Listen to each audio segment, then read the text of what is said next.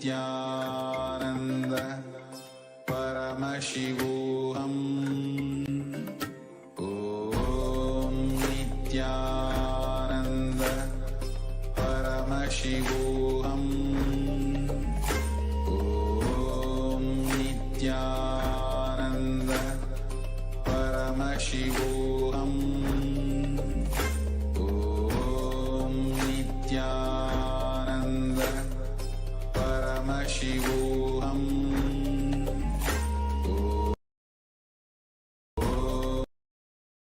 Om Nithyananda Paramashivoham. Om Nithyananda Paramashivoham. Om Nithyananda Paramashivoham. Om Nithyananda Paramashivoham. Om Nithyananda Paramashivoham. Om Nithyananda Paramashivoham. Om Nithyananda Paramashivoham. Om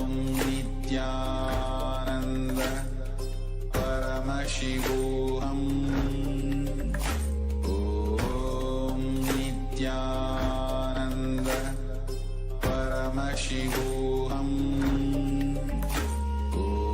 Om Nithyananda Paramashivoham. Om Nithyananda Paramashivoham.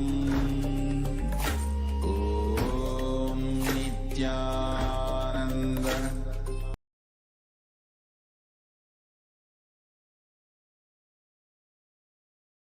Nithyananda Paramashivoham. Om Nithyananda Paramashivoham. Om Nithyananda Paramashivoham. Om Nithyananda Paramashivoham. Om Nithyananda Paramashivoham. Om Nithyananda Paramashivoham. Om Nithyananda Paramashivoham. Om Nithyananda Paramashivoham. Om Nithyananda Paramashivoham.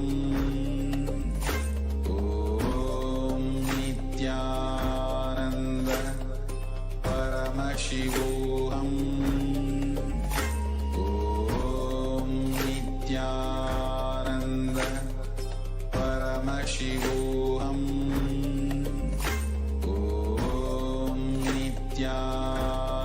Nithyananda Paramashivoham. Om Nithyananda Paramashivoham. Om Nithyananda Paramashivoham. Om Nithyananda Paramashivoham. Om Nithyananda Paramashivoham.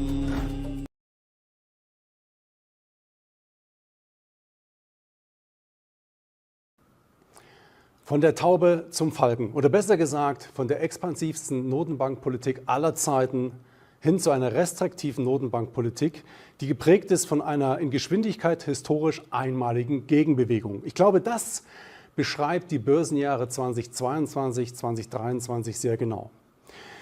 Und auch im Jahr 2024, im Wahljahr der Amerikaner, wird uns dieses Thema noch länger beschäftigen. Also Grund genug, sich mit diesen Themen heute mal auseinanderzusetzen in unserem heutigen DJE-Webinar, meine sehr geehrten Damen und Herren, zu dem ich Sie recht herzlich begrüße. Mein Name ist Mario Künzel und unsere Themen sind heute Zinsen, Dividenden, Value, was Portfolios jetzt voranbringt. Diese Fragen stellen wir heute den stellvertretenden Vorstandsvorsitzenden der DJE Kapital AG und den Fondsmanager des größten DJE-Fonds, des DJE Zins und Dividende, Dr. Jan Erhardt, und dem Co-Fondsmanager und Researchleiter Stefan Breintner. Jan und Stefan, schön, dass ihr da seid. Hallo. Hallo Mario. Hallo Mario. Jan, Stefan, erlaubt mir ganz kurz noch einige organisatorische Hinweise für die Teilnehmer, für Sie, meine Damen, meine Herren. Machen Sie sich bitte keine Sorgen. Es gibt also genügend Informationen für Sie heute und Sie können diese Informationen in den Folien noch einmal nachlesen, die zum Download zur Verfügung stehen. Und auch im Nachgang werden Sie eine E-Mail bekommen mit den heute gezeigten Folien und einem Mitschnitt dieses Webinars. Im Vorfeld des Webinars sind uns sehr, sehr viele Fragen eingereicht worden. Vielen Dank dafür. Wir werden heute auf den Großteil dieser Fragen eingehen. Bitte sehen Sie es uns nach, wenn wir nicht alle Fragen beantworten können. Aber im Nachgang wird Ihr persönlicher Ansprechpartner bei der DJE Kapital AG Ihnen die noch offenen Fragen gerne beantworten. Ansonsten schicken Sie uns gerne auch im Nachgang E-Mails an Vertriebs. Kevalam jnanamurtim dvandvatitam gaganasadrusham tattvamasya ekam nityam vimalamachalam sarvadhi sakshibhutam bhavatitam trigunarahitam sadgurum tam namami. The next will be chanting the Shiva Mula mantra and invoking the presence of Paramashiva before we start the ritual of Nithyananda Yoga. Om Ham Hom Shivaya Namaha. Om Ham Hom Shivaya Namaha. Om Ham Hom Shivaya Namaha. Om Ham Hom Shivaya Namaha. Om Ham Hom Shivaya Namaha. Om Ham Hom Shivaya Namaha. Om Ham Hom Shivaya Namaha. Om Ham Hom Shivaya Namaha. Om Ham Hom Shivaya Namaha.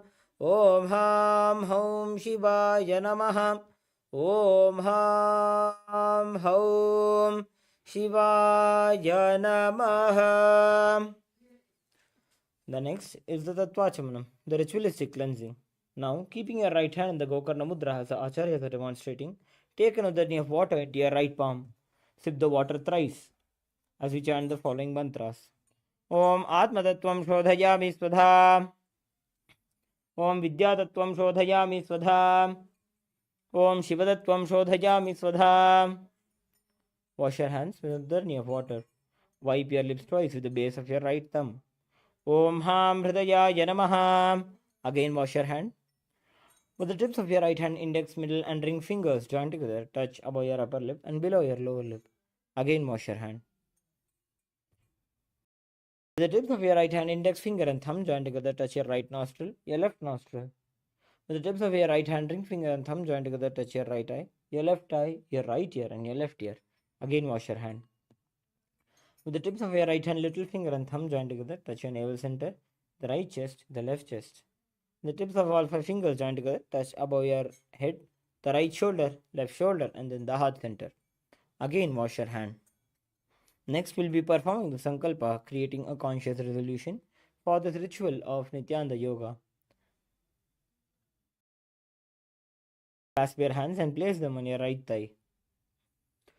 Om Mamopata Samasta Duridakshaya Dvara Bhagavat Shri Nithyananda Paramashiva Prityartham Shri Nithyanandeshwari Paramashiva Shakti Sameta Shri Nithyanandeshwara Paramashiva Prityartham Cha Adya Purvokta Evam Guna Visheshena Vishishtayam Asyam Shubhatithau Purna Arogya Yukta Dridhagatara Yogiga Sharira Siddhyartham Paramashiva Shakti Avishkaranartham Nithyananda Yoga Abhyasam Karishye. Now wash your hand with another knee of water. Om Abhaupasprisya.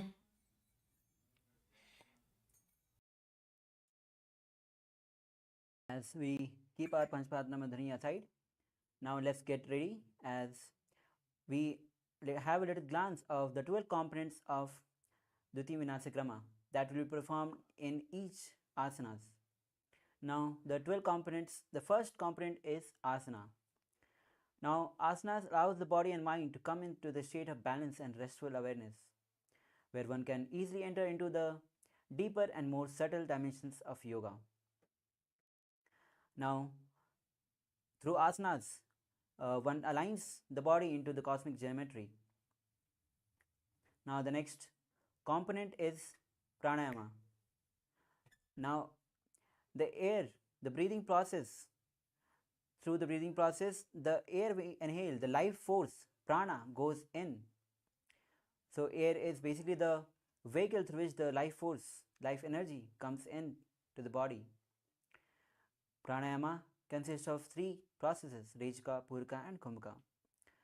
Purka is where when we inhale the air from outside.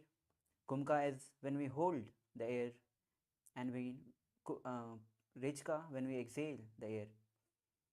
Now the next component is mudras. Now mudra refers to the Sanskrit word which means seal, which is the positioning of limbs, fingers, even the tongue in a energy and the cosmic currency inside us. The next component is bandhas. The bandhas are simply the internal awakening of Kundalini Shakti. Now active maintenance of a state of contraction or maintenance or pressure in a body done by performed. Initially it is practiced and eventually it occurs automatically. Without bandhas, energy tends to leak out. Now tends to get blocked or even dissipated due to our lifestyle. Bandhas are actually the bridge between disconnected areas of the energy circuits. This is the reason that this pumping and realignment of prana and Kundalini Shakti brings tremendous healing. Now the next component is Karana. Now of our body engaging in multiple body parts at the same time. The next component is visualization. Now in the science of yoga, context and intentions are everything. Why you bend your body matters. For whatever intention you move the body, that experience will be delivered. Now the direct connect as yoga is ritual, it is a direct connection between Paramashivam and us. With every asana, we'll be visualizing different forms of gods and goddesses, even different creatures. Now visualizing each form, we embody that form and the energy of that body settles into that energy, into depth, giving the experience of each posture. The next component is japa, the internal chanting of mantra with the visualization of it rotating around the throat in a circular way, allowing us to feel the mild vibration of that mantra. Now the next component is chanting. Now mantra is a Sanskrit word that describes a sacred utterance, a syllable, sound, single word, or even a group of words. It has a spiritual power with or without phonetic or literal meaning. Now all the Kailashvasis, disciples of the supreme body of Hinduism, are initiated into the Mahavakya. Now the next component of Nithyananda Yoga is weights.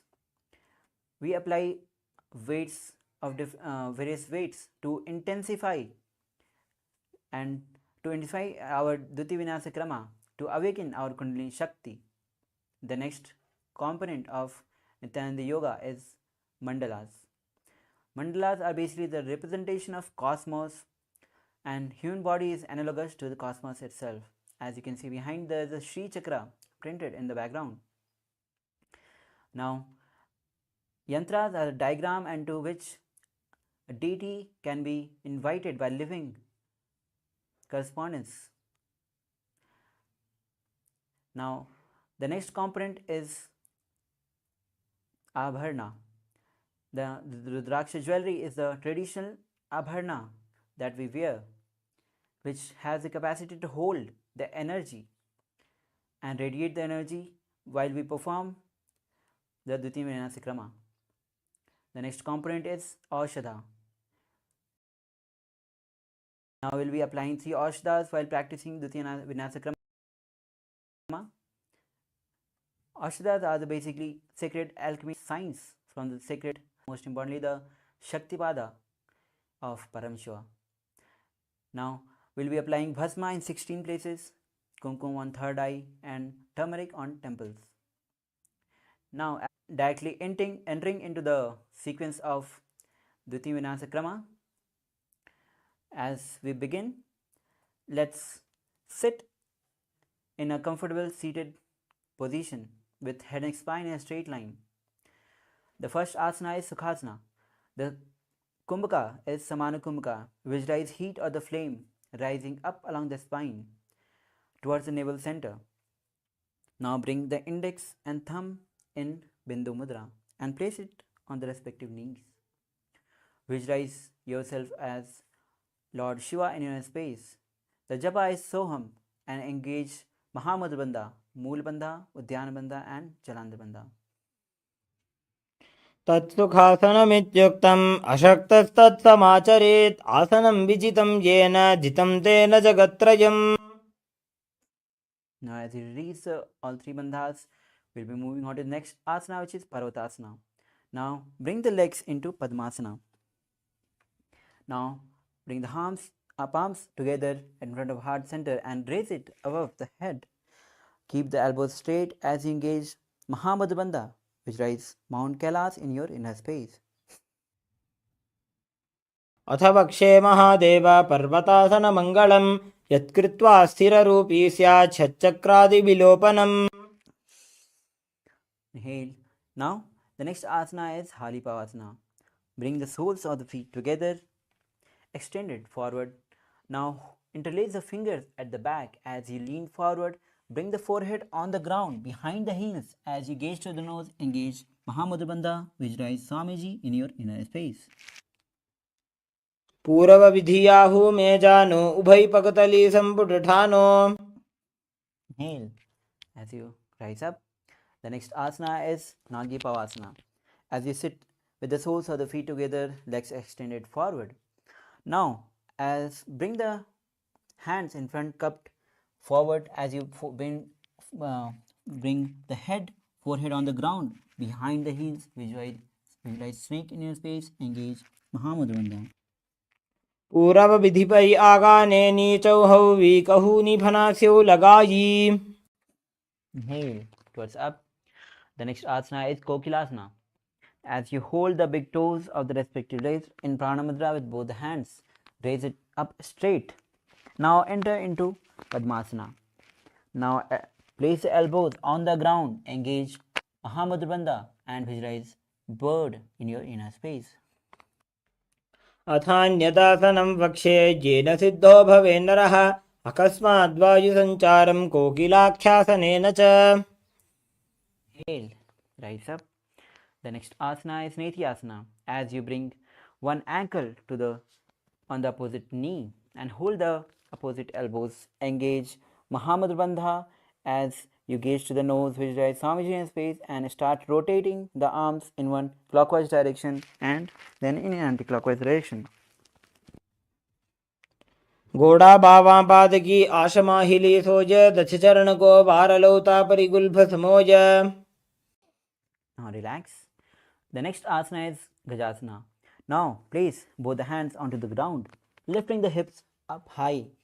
Bring the fleece little closer as you engage Mool Bandha, Udyana Bandha. Visualize as you scoop the head down and forward. Visualize elephant in your inner space. निब्जं पादाग्रे भूमौ कृत्वा लंबी भुजा मस्तकाग्रे निधाय. Now relax. The next asana is Rakshasana. Now as you lift the right heel up, left feet pressed down onto the ground. Engage Mool Bandha, Udyana Bandha as you alternatively switch the position of the legs. Visualize bear in your space.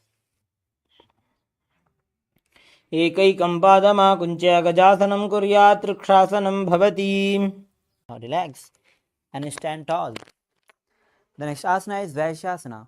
Now stand tall on the big toes. Bring index finger, middle finger and ring finger at the heart center, elbows pad to the ground. Engage Mool Bandha or Dhyan Bandha. Visualize Swamiji in your inner space. केशेन पादयुगलं बद्ध्वादिष्टे दधोमुखः अथ वैश्यावक्षे यत्कृत्वा सत्यवान् भवेत्. Now relax. We'll be moving on to our first karna, which is Urdhva Janu Karna. As you bring the legs in Aramandi, which is heels together, toes apart at 45 degree. Bend the knees. Now bring both the hands at the heart center. Now start twisting the legs and hands simultaneously from outside to the heart center and then ground on the normal position. Then repeating this on the other side again and again, alternatively on both the sides. Yes, now relax. The next asana is Balalingasana. As you stand on the left leg, raise the right knee to the chest, hands in Sarva Shankari Mudra, interlaced outside and holding the knees close to the chest. Visualize yourself as caressing a baby as you engage Mahamudra Bandha. एकं जानु उरसि आलिङ्ग्य स्थातव्यं बाललिङ्गनं भवति. Relax. The next asana is Padpitanasana. As you stand on the left leg, bring the right foot and hold it with both the hands at the back of the buttocks. Now as your head and spine in a straight line, gaze, visualize Swamiji in his face as you engage Mahamudra Bandha. स्थित्वैकस्मिन् पादतले कराभ्यां वेष्टयेत्तनुं पृष्ठे संस्थाप्य यत्नेन पादपीडनमासनम्. Now relax. The next asana is Natarajasana. As you stand on the left feet. Now hold the right foot with the right hand. As you lean forward, bring the left hand in Bindu Mudra. Visualize Lord Nataraja in his face. Engage Mool Bandha and the japa is Soham. उत्तानपादं क्रौञ्चं च मरीचिं वीरभद्रकं नटराजं त्रिकोणं च सुप्ताङ्गुष्ठप्रसारणे. We'll be repeating Balalingasana on the other side. As you stand on the right leg, bring the left knee to the chest, hand in Sarva Shankari Mudra. Holding it, bringing the knee to the chest, closer to the chest. Now visualize yourself as you are caressing a baby. Engage Mahamudra Bandha. एकं जानु उरसि आलिङ्ग्य स्थातव्यं बाललिङ्गनं भवति. Now we'll be repeating Padpitanasana on the other side. As you stand on the right leg, bring the left foot, holding it with both the hands, head and spine in a straight line. Engage Mahamudra Bandha. Visualize Swamiji in your inner space. स्थित्वैकस्मिन् पादतले कराभ्यां वेष्टयेत्तनुम्. Next asana is Natarajasana. As you kick and pull the left foot at the back, holding it with the left hand, right hand in Bindu Mudra forward, leaning forward. Visualize Lord Nataraja in your inner space. उत्तानपादं क्रौञ्चं च मरीचिं वीरभद्रकं नटराजं त्रिकोणं च सुप्ताङ्गुष्ठप्रसारणे. Now relax. We'll be entering into second karna, which is Ardharechita Karna. As you stand in Aramandi, now bring the right toe on the ground behind the left, heels up, bring the left hand at the heart center. Now right hand to the nose and swing it like a pendulum few times. Now switch the position of hands and leg and swing the left hand like a pendulum on the other side. Now relax. The next asana is, now we'll be performing a skeleton dance. As you stand and visualize yourself as pure bones and shake the body intensely. Keep shaking the body without following any particular movement. Just shake your body, move across the whole mat.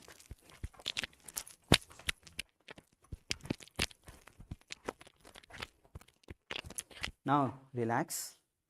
Now the next karna is Katichina karna as you stand in Aramandi. Hands above the head, palms facing back as you twist on the right side hip and palms opening, and now twist on the other side. Repeating this again and again on both the sides. Now relax. The next asana is Tadasana as you stand tall and the big toes. Bring the hands above the head, palms facing each other. Visualize yourself as a palm tree. Engage Mahamudra Bandha. The japa is Shivoham. महामुद्राबद्ध कोनो ताड़ासन विभेदकान्विनो तानं सदा कुर्यादन्तर्वत्नीपदिप्रिया. Now the next asana is Uttanasana as you stand on both the feet. Now as lean forward, hands on the side of the feet. Now head to the knees. Visualize Swamiji in your space as you engage Mahamudra Bandha. महामुद्राबद्ध कोनो ताड़ासन विभेदकान्. Now quickly wear the mala if you have dropped. Now bring the body in the plank position. We'll be performing Tarakshvasana as you tuck the chin to the chest and start rotating the head from left to right. गजासनमस्थित्वा मस्तकं वारं वारं दक्षिणकुक्षिं सव्य. Now lower your body down. The next asana is Bhujangasana. Hand side of the shoulders, toes pointing back as you lift the chest off the ground with the support of the back, lower back. Visualize cobra in your space as you open the mouth wide and inhale with the hollow of the throat. अंगुष्ठनाभिपर्यन्तम् अधो भूमौ विनिन्यसेत् कराभ्यां च धरां धृत्वा ऊर्ध्वशीर्षफणीवहि. Now the next asana is Sasasana as you bring the body in the plank position. Now bring the right knee to the chest and left knee to the chest again, and alternatively switching the position of the feet again and again. Visualize Swamiji in your inner space. गजासनसंस्थितो जानुद्वयमाकुञ्च वारं वारं कर्तव्यं शशासनं भवति. Now relax. The next asana is Rathasana. Now bring the right foot between the hands and jump and bring the left foot between the hands and switching the position. Alternatively changing the position of the legs, both the sides. Visualize Swamiji in your space. गजासनसंस्थितो एकैकं पादं पुरोमार्गेण भ्रामयित्वा कर्तव्यं रथासनं भवति. Now relax. The next asana is Veerbhadrasana. Now bring right leg at front, toes facing forward, left leg at the back, feet facing sidewise. As you bend forward, right leg at the 90 degree. Raise the hands above the head, palms facing each other. Gaze to the third eye. Engage Mool Bandha, Udyan Bandha as you visualize Lord Veerbhadra in your inner space. वासिष्ठमधकौण्डिन्यम् ऊर्ध्वकुक्कुटमेव च अष्टावक्रमथोत्तानं मयूरं सेतुबन्धनम्. Inhale. Now we'll be switching the position of the legs. Now left leg front at 90 degree. Both the hands above the head, palms facing each other. Gaze to the third eye. Engage Mool Bandha, Udyan Bandha. Visualize Lord Veerbhadra in your inner space. वासिष्ठमधकौण्डिन्यम् ऊर्ध्वकुक्कुटमेव च. Inhale, rise up. The next asana is Vrikshasana. As you stand on the left foot, bring the right foot on the inner thigh of the left, both the palms in Namaskar Mudra in front of heart center. Raise it above the head, elbows straight. Visualize yourself as tree as you engage Mool Bandha and Udyan Bandha. वामोरुमूलदेशे च यां यं पादं निधायतु. Now the next asana is Garvasana. As you bring the right foot on the top of left hip, hands in Namaskar Mudra in front of heart center.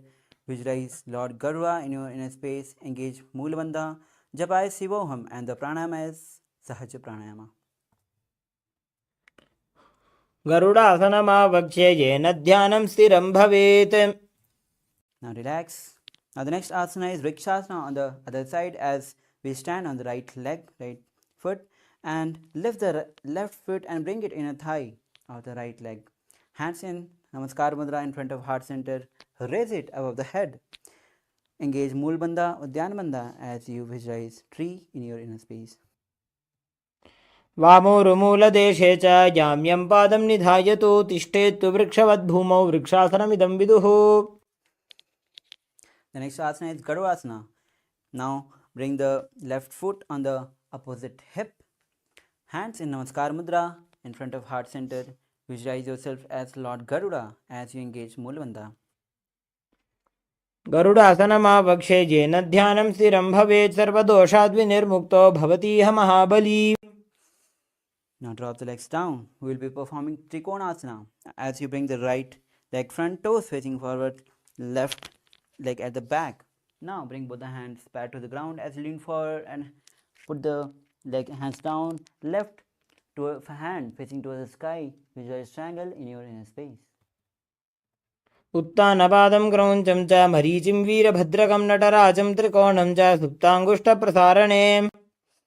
Inhale. Now switch the position of the legs. Now bring left leg at front, toes facing forward, right leg back. Bring both the hands back to the ground as you lean forward. Gaze towards the sky. Visualize triangle in your inner space. उत्तानपादं क्रौञ्चं च मरीचिं वीरभद्रकं नटराजं त्रिकोणं च सुप्ताङ्गुष्ठप्रसारणे. Inhale, rise up. We'll be performing the next karna, which is Nikutaka karna. As you bring the legs again in Aramandi. Now raise the right heel and bring both the hands at the heart center, left palm facing at the down and right hand top palms facing each other. Now as we exchange the position of legs and hands continuously, alternatively, this is Nikutaka karna. Now relax. The next asana is Angushtasana. Now sit with toes tucked. Bring the perineums onto the heels. Knees together. Palms together at front of the heart center. Japa is Sadashivoham. Engage Mool Bandha as you visualize Swamiji in space, and the pranayama is Brahmari pranayama. When you inhale like a male bee and exhale like a female bee. बन्धासनमित्याहुः गोरक्षासनमेव च अङ्गुष्ठमुष्टिकं ज्ञेयं ब्रह्मप्रासादितं तथा. Now the next asana is Sohamasmi. As you extend one right leg at front, toes facing upward, hands, fingers on the ground, palms facing forward in Varamudra. Visualize Swamiji in your inner space as you keep performing Brahmari pranayama. प्रसारेकं पादतलं संस्थाप्य त्वेकपादकम्. Now the next asana is Vidhunanasana. As from the same position of Sarasana, right hand in Pranamudra, hold the big toe of the right leg. Head bend forward and head to the knees. Hold the ankle of left leg with the left hand. Visualize Swamiji in your inner space.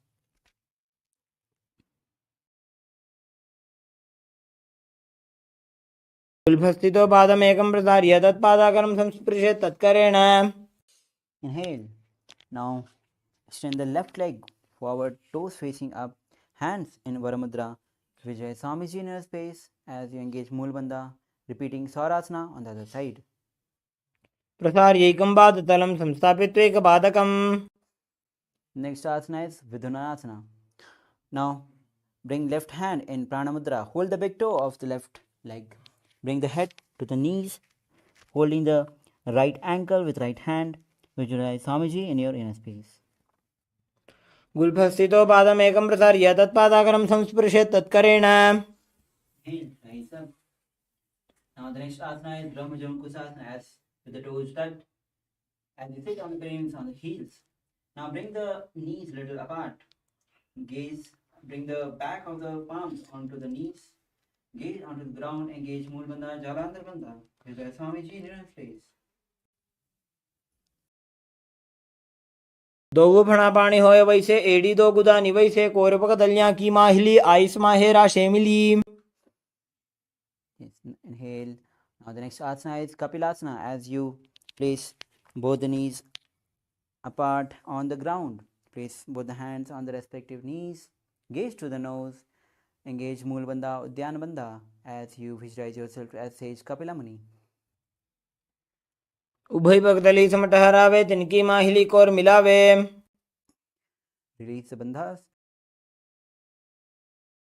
Next asana is Bhadra Gorakhasana. As sitting in the same position, switch the gaze from nose to third eye. Visualize Swamiji in your inner space. दोबू पगदली संपट करे, कोरवारली भूपरि धरे, कोरवारली राखे ऐसे, तापरि मूल द्वार टिक वैसे। Now the next asana is Suryasana. As you bring soles of the feet together, knees apart, off the ground. Now hands in Padamudra, which is little finger and thumb together, fingers wide apart. Now raise it above the head, gaze through the gap between the palms. Visualize, engage Mool Bandha, Udyan Bandha as you visualize Lord Surya in your inner space. एड़ी दो गुदातरी आने, फना पानी बैठक पुनिठाने। Now the next asana is Mandukasana. As you bring the feet on the flat on the ground, knees apart, hands on the respective knees, gaze to the third eye, visualize frog in space as and roll the tongue up on the roof of the floor, roof of the mouth. Catch the nectar of the immortality dripping from the Sahasrara chakra. पादतलौ पृष्ठदेशे अंगुष्ठे द्वे च संस्पृशेत् जानुयुग्मं पुरस्कृत्य साधयेन्मण्डुकासनम्। Inhale. Now the next asana is Uttanna Mandukasana. Now from the same seated position, bring both the hands at the back of the head, holding the opposite shoulders, elbows holding the head. Gaze to the third eye, engage Mool Bandha, Udyan Bandha. Visualize yourself as frog as you visualize nectar flowing, nectar of immortality dripping from Sahasrara chakra with your frog tongue. मण्डुकासन मध्यस्थं कूर्पराभ्यां धृतं शिरः, एतद्भेकवदुत्थानम् एतदुत्थानमण्डुकम्। Now relax. The next asana is Simhasana. Now as you cross the ankles at the back, sit on the heels, hands on the respective knees, gaze to the nose, visualize lion in your space. The Japai Sadashivoham as you open your mouth wide, stick out the tongue and exhale forcibly. दक्षिणं दव्यगुल्फेण दक्षिणेन तदेतरं हस्तौ जान्वौ संस्थाप्य साङ्गुलीश्च प्रसार्य च। Now relax. The next asana is Bhadrasana. Now, with the soles of the feet together at the back, knees wide apart. Bring the hands in Prana Mudra and hold the big toe of the opposite big leg. Gaze to the third eye as you engage Mool Bandha, Jalandhar Bandha. Visualize Swamiji in your inner space. गुल्भौ च वृषणस्याधो व्युत्क्रमेण समाहितः, पादाङ्गुष्ठौ कराभ्यां च धृत्वा च पृष्ठदेशतः। Inhale. Now the next asana is Kakabasandi Asana. As you squat on the feet, now knees apart. Now bring the arms in and around the back, interlacing the fingers behind. Gaze to the nose as you visualize grow in your inner space, engaging Mulabandha, and the pranayama is Brahmari Pranayama. में वैसको गठाने दोबू हाथ पगवीच आने। Inhale. Now the next asana is Kanipavasana. As you bring both the palms on the floor, now shoulder width apart as you lift the knees and bring it on the arms towards the armpit. Lean forward and lift the feet off the ground. Visualize Swamiji in your inner space. आसन को गुण आशी दुष्टा होई तो आछी होई। Now the next asana is Kapali Asana. So prepare yourself as you bring both the hand palms on the ground.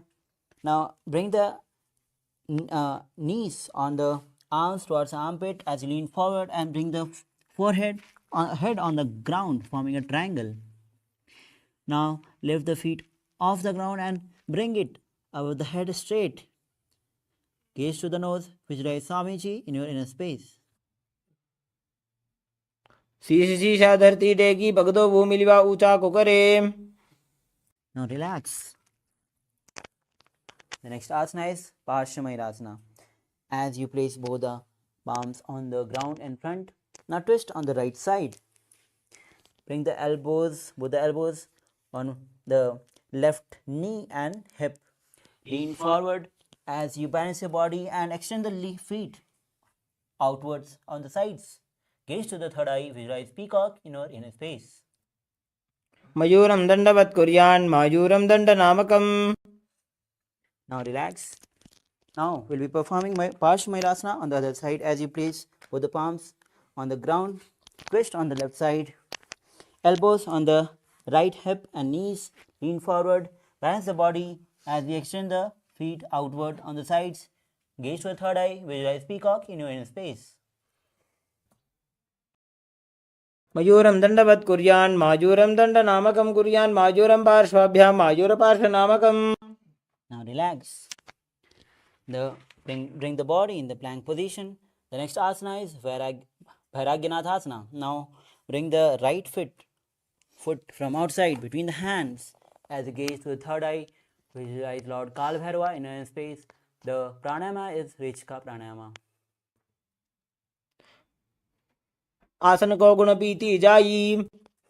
Now bring the right leg back. Now bring the left foot from outside between the hands. Gaze to the third eye. Visualize Lord Kalbhairava in your inner space. आसन को गुण पीति जाई. Now bring the body in the plank position. We are moving to the next asana, which is Unmukh Pithasana. Now bring the elbows on the ground. Now as you lift the hip high, feet closest to the body, gaze to the third eye. Visualize Swamiji in your inner space. भून्यस्तो जानुनी हस्तौ चतुष्पदम वाङ्मुखम उत्थापितांघ्रियुगल कटिस्थलम अभिरुका. Now again from the plank position, we'll be performing Vasishthasana. As you place the right palm on the ground, hands straight, twist on the left side, bring the left hand up towards the sky, gaze towards the sky, visualize Vasishtha, sage Vasishtha in your inner space. ऊर्ध्व कुक्कुट वासिष्ठ मरीच हल मत्स्यकं परिवृत्तिं चोदरस्य विविधं धनुरासनम्. Now relax. Place the left palm on the ground, hand straight. Now right hand towards the sky as you visualize sage Vasishtha in your inner space. ऊर्ध्व कुक्कुट वासिष्ठ मरीच हल मत्स्यकं परिवृत्तिं चोदरस्य विविधं धनुरासनम्. Now relax. Bring the legs extended forward, toes facing up. The next asana is Anjani Asana. Now bring both the palms under the buttocks, palms facing upward as you engage Mool Bandha and Jalandhar Bandha. Gaze to the nose, visualize Lord Hanuman in your inner space. दोऊ करके उभय हथेली कोरवारली मैले भेली. Now remove the palms under the buttocks. Now the next asana is Paschimottanasana. From the same seated position with the legs extended forward. Now hold the big toes of the respective leg with both the hands in Prana Mudra. As you lean forward, bring the head to the knees. Engage Mahamudra Bandha, visualize Swamiji in space. The japa is Maha Sadashivoham and pranayama is Rechika Kumka pranayama.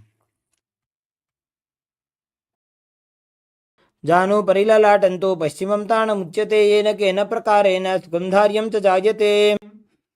Inhale and rise up. The next asana is Ugrasana. As you keep the feet little apart, interlace the fingers at the back, lean forward, head to the knees. Visualize yourself as Goddess Kali in space as you engage Mahamudra Bandha.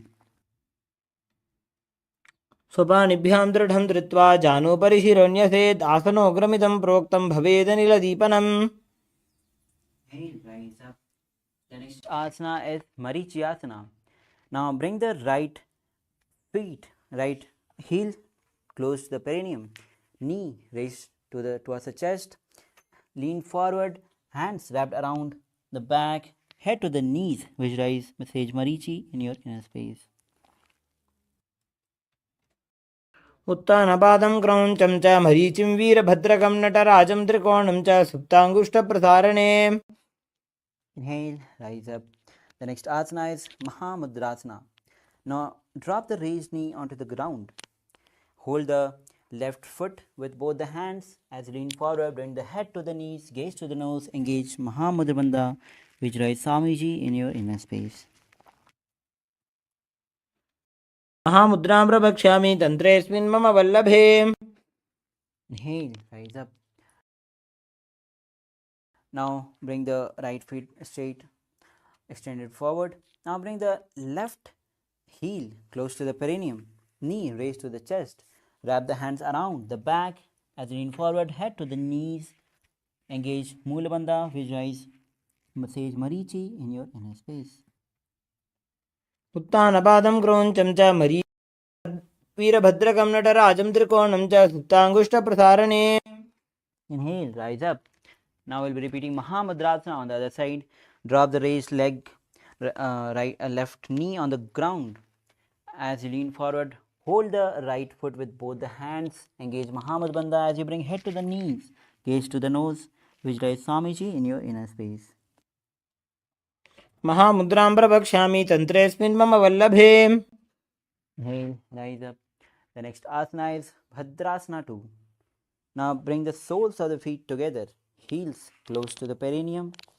Interlace a finger in front of the feet. Gaze to the third eye. As you visualize Swamiji in your space, engage Mula Bandha. The japa is Sadashiva Pranayama is Rejika Kumka Pranayama. गुल्भौ तु वृषणस्यादः सीवन्त्याः पार्श्वयोः क्षिपेत् पादपार्श्वे तु पाणिभ्यां दृढं बद्ध्वा सुनिश्चलम्. Inhale and relax.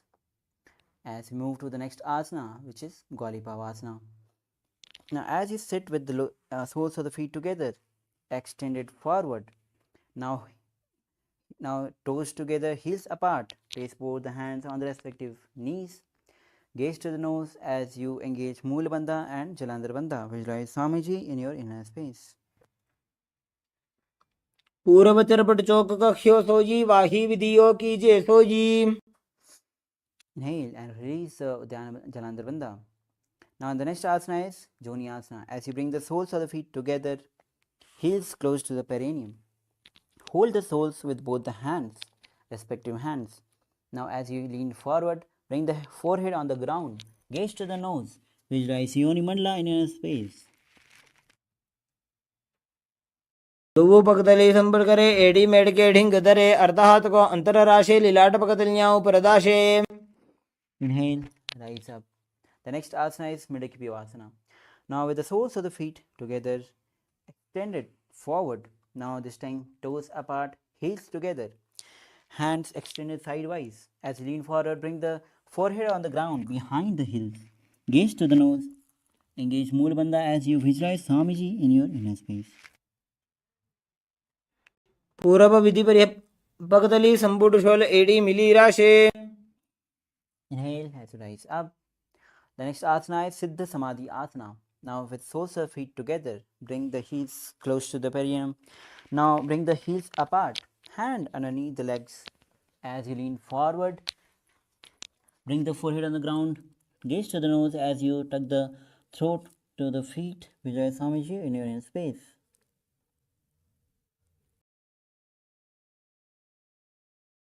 दोवु पकतली संपुट करे सोले मेढ़ आगा मेधरे. Inhale, rise up.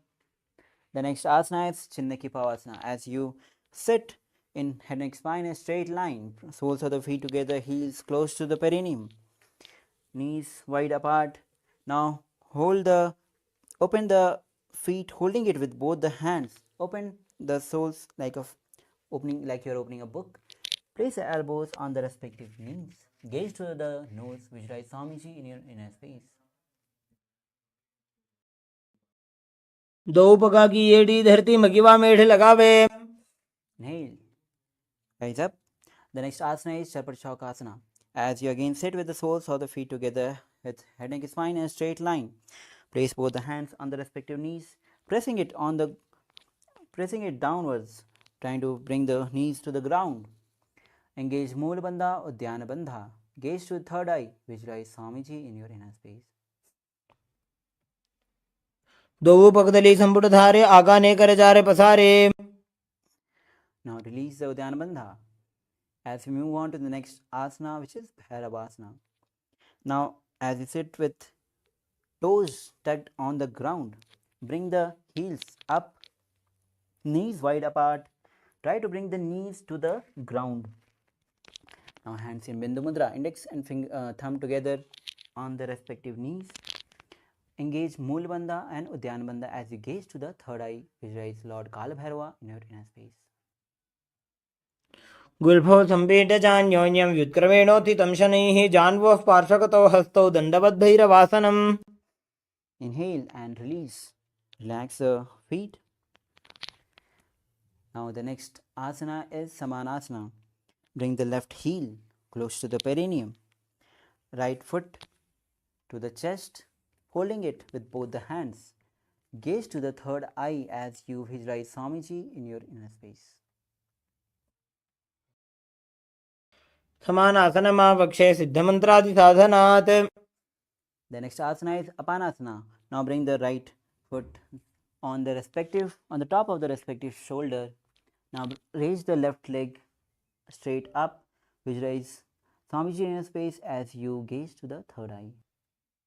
केवलं पादमेकं च स्कन्धे चारोप्य ततः एकपादेन गगने तिष्ठेत दण्डवत् प्रभो. Now lower the legs down. We'll be repeating Samanasana on the other side as you bring right heel close to the perineum. Lift the left foot to the chest, holding it with both the hands. Now gaze to the third eye as you visualize Swamiji in your inner space. समानासनमावक्षे सिद्धमन्त्रादिसाधनात्. Now we'll be repeating Apanasana on the other side as you lift the left leg on the top of the left shoulder. Raise the right feet extended forward, up. Gaze to the third eye, visualize Swamiji in your inner space. केवलं पादमेकं च स्कन्धे चारोप्य ततः. Now lower the legs down. We'll be performing Gomukhasana as you place the left leg on the ground, heels touching the perineum. Now bring the right on the top of the left, hands interlaced on the top knee. Gaze to the nose as you visualize cow in your space. Engage Mool Bandha. Japa is Om Nithyanandoham and the pranayama is Sitakari pranayama. सव्ये दक्षिणगुल्फं तु पृष्ठपार्श्वे नियोजयेत्. Now relax. The next asana is Anushasana. With the same seated position as in Gomukhasana, bring the hands in Pranamudra, hold the big toe of the opposite leg. Now engage, perform Sitakari Pranayama as you gaze to the nose, visualize Rishika Anusha in your space and then engage Mulabandha and Udyanbandha. दक्षिण गोड़ों नीचे उठाने बाहों ताके ऊपर आने. Now as you release the Udyanbandha, we'll be moving on to the next asana, which is Anushasana 2. Now in the same seated position, interlace the fingers at the back as you lean forward. Try to bring the forehead on the ground. Try to touch the knees, nose to the chin, nose to the knees. Now give gaze to the nose as you visualize Rishika Anusya in your inner space. जीवना गोदा की संधि उपरिड़ा बागोड़ा की संधि मिलाई राशे गोड़ा सेवले पकदल्यालो आड़वाई सुधा राशे. Inhale, rise up. The next asana is Garudasana as you bring the left heel close to the perineum. Right knee raised to the chest, holding both the knees with the respective hands. Gaze to the nose, visualize Lord Garuda in your inner space. वो पगमोड़ी एड़ी माहिलो गुल्फमूलत बारनी चाहिए. Now relax. The next asana is Naradasana. Now sit on the left heel. Now interlace the fingers at the back as you twist on the right side. Gaze to the third eye as you visualize sage Narada in your inner space. पिष्ट जवाम वक्दली केरी भूपरिता ही लगावे फेरी. Inhale and twist your body. The next asana is Matsya Pitaka Asana as you bring the left feet on the right thigh. Now bring the right knee raised up. Hold the right big toe with the right hand in Pranamudra. Left hand holding chin. Gaze to the nose. Visualize Matsya, the fish incarnation of Vishnu, as you engage Moolabandha and perform Sitakari Pranayama. वामेन वामाङ्गुष्ठन्तो गृहीतं मत्स्यपीठकम् Now, and twist your legs. Place the right leg on the floor with heels touching the perineum. Bring the left leg on the top. Interlace the fingers on the top knee. Gaze to the nose. Visualize cow inner space as you perform Siddhikari Pranayama. सव्ये दक्षिणगुल्भं तु पृष्ठपार्श्वे नियोजयेत्. Now we'll be repeating Anushasana on the other side as we seated on the Gomukhasana, hands in Pranayama Mudra, holding the big toe of the opposite leg. Gaze to the nose as you visualize Rishika Anusya in your space, perform Siddhikari Pranayama and engage Mulbandha and Nithyananda. दक्षिण गोड़ नीचे उठाने, बाहों ताकि ऊपर आने.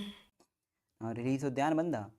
From the same seated position, interlace the fingers at the back as you lean forward, gaze to the nose, bring the forehead on the ground, right touch nose to the knees, visualize Rishika Anusya in your inner space. जीमणा गोदा की संधि, उपरिड़ा वागोड़ा की संधि. Inhale, rise up. The next asana is Garudasana as you bring the right heel close to the perineum, left knee to the chest, feet close to the body, hands on the respective knees, gaze to the nose, visualize yourself as Lord Garuda as you engage Mulabandha and perform Siddhikari Pranayama. Davos पग मोड़ी AD माहिलो गुल्भ मूलद्वार नीचे दे. Now relax. We'll be repeating Naradasana on the other side. As you sit on the right heel, bring the perineum on the right heel. Now interlace the fingers at the back as you twist on your left side, elbows on the knees, gaze to the third eye, visualize Sage Narada in your inner space. पृष्ठ जो भक्त लिगेरी भूपरिता ही लगावे फेरी. Now inhale and untwist your body. We'll be repeating Matsya Pitakasana on the side as you bring the right foot on the left thigh and left knee raised, feet on the ground. Hold the left leg with left hand in Pranamudra, big toe, and hold the chin with the right hand. Gaze to the nose as you visualize Matsya, the fish incarnation of Lord Vishnu, and perform Siddhikari Pranayama.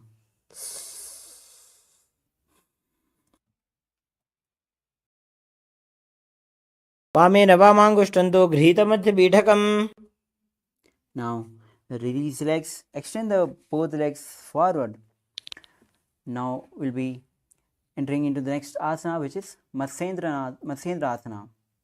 Now as you sit with legs extended, bring the left foot on the right thigh. Raise the right knee, foot on the ground. Twist your body as you bring the left elbow on the right knee, fingers on the ear, right hand at the back, gaze to the third eye as you visualize Sage Masindranatha in your inner space. उदरं पश्चिमाभासं कृत्वा तिष्ठति यत्ततः. Now from the same position, hold the right big toe with the left hand in Pranamudra, right hand on the ear, gaze to the third eye as you visualize camel in your space, performing Kubasana. आसन को गुण झोलो जाए. Now drop the right hand at the back on the floor. Hold the left hand, right shin with the left hand. Twist back side. Visualize Matsendranatha in your inner space. मत्स्येन्द्रपीठं जठर प्रदीप्तिं Prachanda रुक्मण्डल खण्डनास्त्रम्. Now untwist your body. We'll be repeating Matsendra Asana on the other side as you bring the right foot on the left thigh. Raise the left knee towards the chest, foot on the ground. Twist on the left side, left elbow on the right elbow on the left knee, hand or the palm on the ear, left hand at the back, gaze to the third eye, visualize Sage Matsendranatha in your inner space.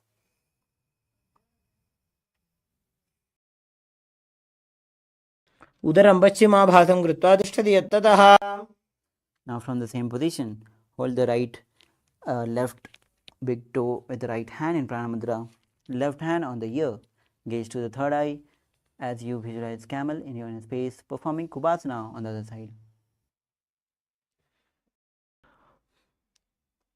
आसन को गुण झोलो जाए. Now drop the left hand at the back on the floor. Hold the shin of the left leg with the right hand. Gaze to the third eye. Visualize Sage Matsyendranath in your inner space as you perform Matsyendrasana 2.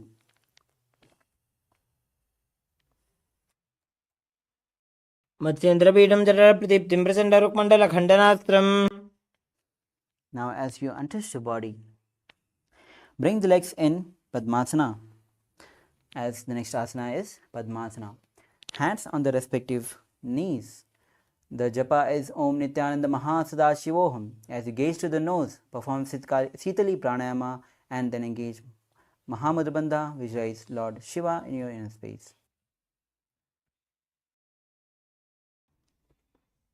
आसनं द्विधं प्रोक्तं पद्मं वज्रासनं तथा. Now release all the bandhas. The next asana is Padmasana 2. Now be seated in the Padmasana as in last asana. Hands in Pranamudra. Hold the big toe of the opposite legs. Gaze to the nose as you engage Mulabandha. Perform Sitali Pranayama. Visualize yourself as Goddess Parvati, the consort of Shiva.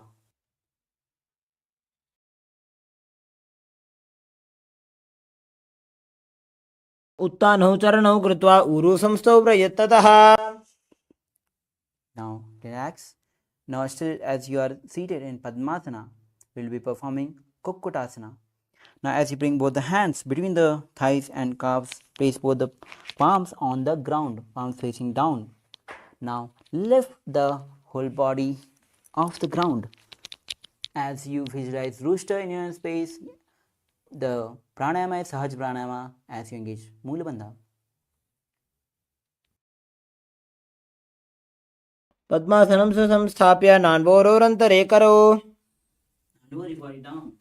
Still seated in Padmasana, we'll be performing Paddhakeki Asana as you bring both the hands on the ground in front. Now press the palms towards the body. Now lean forward as you stand on the knees. Now bring the elbows on the side of the navel and lean forward and lift the feet off the ground. Visualize Swamiji in your inner space performing Paddhakeki Asana.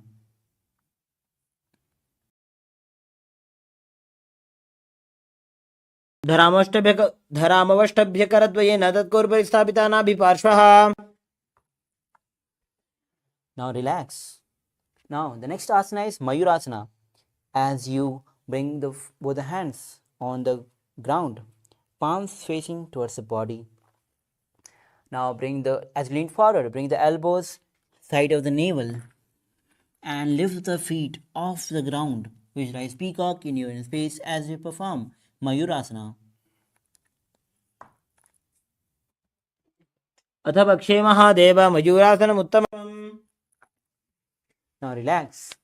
As you lower your body down onto the stomach, hands interlace at the back of the neck. Now feet open on the sides. Visualize crocodile in your space as you perform Makarasana. अध्यासशेते हृदयं निधाय भूमौ च पादौ च प्रसार्यमानो.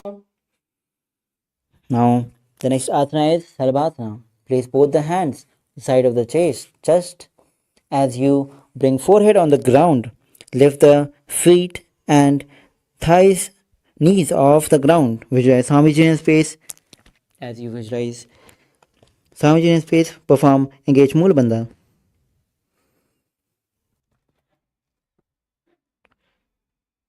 अध्यासशेते करयुग्मवक्षौ भूमिमष्टभ्यकरयोस्तलाभ्याम्. Now the next asana is Vajrasana. Now hold the respective feet with the respective hand. Now as you bring the foot closer to the ground by the side of the hips, visualize camel in your space. अध्यासशेते पदयुग्मव्यस्तं पृष्ठे निधायापि धृतं कराभ्याम्. Now the next asana is Dhanurasana. Now holding the Put with the respective hand, lift the chest up and pull the legs up. Gaze to the third eye, visualize Lord Shiva's bow in your inner space. प्रसार्य पादौ भुजदण्डरूपौ करौ च पृष्ठे धृतपादयुग्मम्. Inhale and sit with head and spine straight line with perineum on the heels. Now we'll be performing Bhagasana. Place both the hands on the respective knees. Gaze to the third eye. Visualize Swamiji in your inner space. उल्टा मोड़ी पाव दो वैसे बहुरो जुगति करे एक ऐसे. Inhale. Now the next asana is Gohi Asana. Now bring the hands shoulder width apart. Interlace the fingers.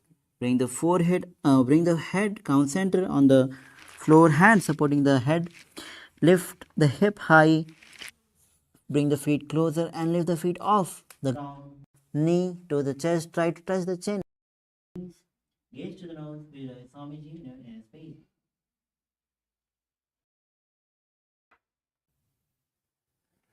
दो हाथ की कहुनी जोई पुनः कलाई जाने दोई.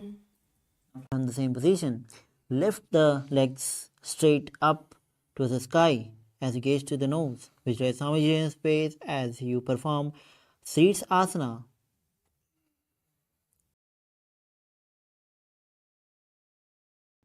विपरीतं मण्डलं च द्विधैव विदितं हिनः. Now slowly lower your body down. Now bring the legs extended forward. We'll be entering into the sequence with pranayama as Bhasrika pranayama, which is the rapid exhalation forcibly. Now the next asana is Fodhyasana.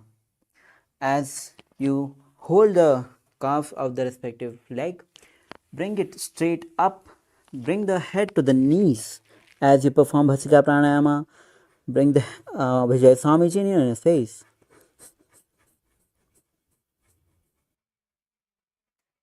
दो हाथ पग बाहर आने घोड़ा तरे काकसी ठाने. Now relax. The next asana is Parighasana. Now as you bring the legs straight up at 45 degree, hands behind the head, holding the shoulders, gaze to the third eye, visualize maze in a space as you keep performing Bhasrika pranayama. उत्तानशयनं कृत्वा पादौ मिलित्वा प्रसार्य. Now relax. The next asana is Naukasana. Now again, bring the legs straight up at 45 degree, hands parallel to the ground, gaze to the third eye as you visualize both inner space. Keep continuing Bhasrika pranayama, which is rapid exhalation of air. उत्तानशयनं कूर्पराभ्यां भूमिं वष्टभ्य हस्तौ नितम्बं निधाय. Now the next asana is Rudrasana. As you bring the soles of the feet together, hands underneath, knees apart. Now hold the feet with both the hands. Bring the feet close to the chest. Now rest the chin on the fingers. Gaze to the nose. Visualize yourself as Lord Rudra in your space. Engage Mulbandha as you perform Bhasrika pranayama, which is rapid exhalation of air forcibly. पगतली संपूट करि हाथस्य पग ऊंचाई पगा का अंगूठा दो लेबू परली का नितालवे. Now relax. Bring the feet on the ground. The next asana is Unmukh Pithasana 2. Now feet on the ground, knees raised up, lower the body down on the floor. Hands behind the heels, palms facing up as you lift the hip high. Engage Mulbandha and Jalanda Bandha. As you gaze to the nose, visualize Swamiji in your inner space. ऊर्ध्वे च जानुनी कृत्वा शवित्वोर्ध्वमुखं तथा. Slowly lower the body down, hands and legs apart. The next asana is Savasana. As you slowly inhale and mentally force air across the body.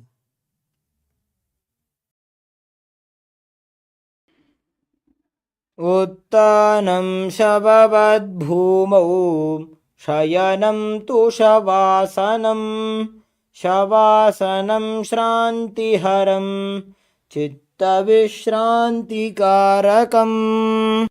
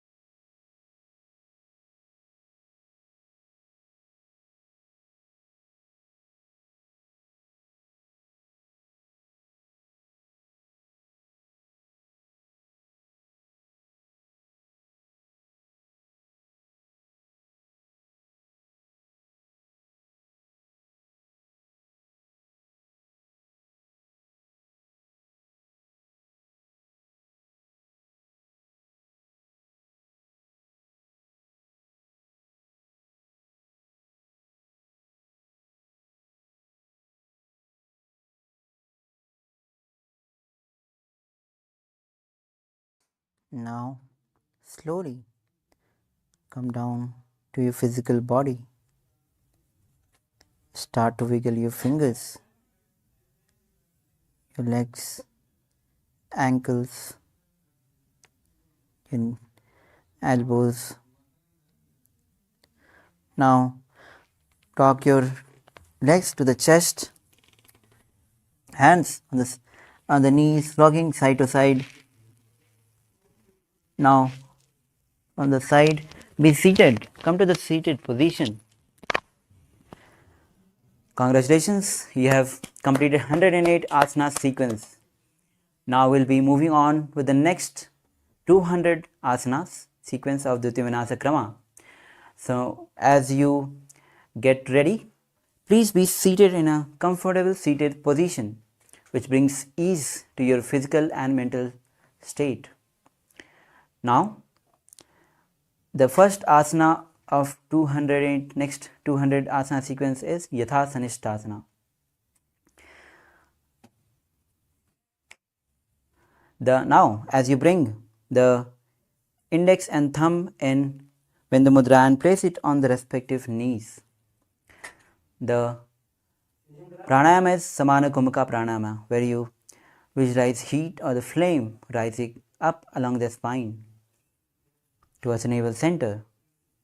Engage Moolabandha. The japa will be Om Nithyananda Paramashivoham throughout the 200 asana.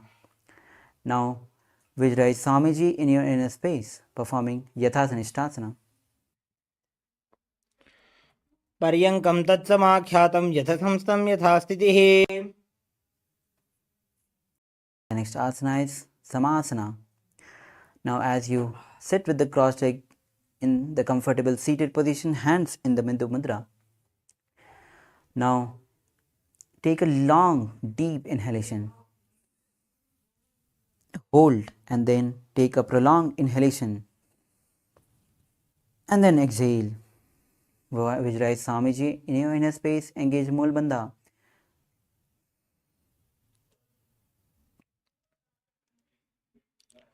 इदानीं गर्भिणीनां योगाभ्यासो यथा लघुसुखप्रसवलाभाय प्रोच्यते प्राक्तनेपथि. Now relax. The next asana is Muktasana. Now place the left foot against the gentle region and bring the right foot on the left thigh. Now place the palms on the knees, palms facing down. Engage Moolabandha, gaze to the nose as you visualize yourself as the sage liberated by the SPH. निपीड्य सीविनीं सूक्ष्मां दक्षिणेतरगुल्फतः. Now the next asana is Siddhasana, maintaining the same posture, same position as Muktasana. Switch the gaze to the third eye. Visualize Supreme Pontiff of Hinduism in your inner space.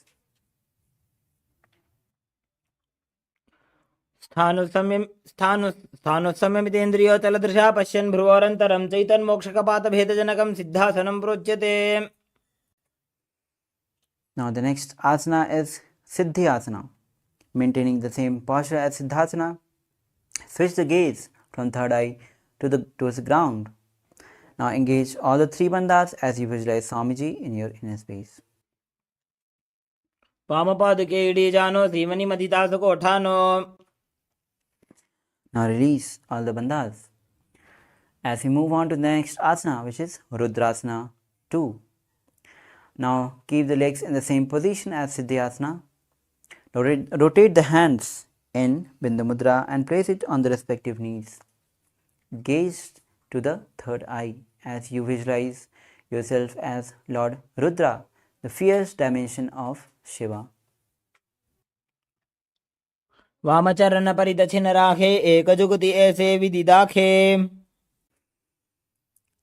Now the next asana is Santadhanasana, maintaining the same seated posture as Rudrasana 2. Switch the gaze to the nose. Visualize Swamiji, embody tranquility and unshakable nature. आसन की गुण मन की चंचलता meet. Inhale. Now the next asana is Siddhasana 2. As you maintain the same seated posture, bring the hands to the navel, cupping one palm over the other in Samputa Mudra, resembling the lotus flower. Visualize yourself as the Swamiji in your space as you engage Mulabandha and Samanakumaka Pranayama. ऋजुकाय समासीन सिद्धासन बुदीरितं प्रसार्य भुवि पादौ तु दोर्भ्यामङ्गुष्टमादरात्. Now the next asana is Bandha Yoni Asana. As you maintain the same position of the legs, we'll be performing Shanmukhi Mudra. Now visualize yourself as the SPH. Your Sankalpa is manifesting through the womb of creation. Now bring the little finger below the lower lip, ring finger up above the lip. Now close the nostril with the middle finger, close the eyes with the index finger, closing the ears with the thumb.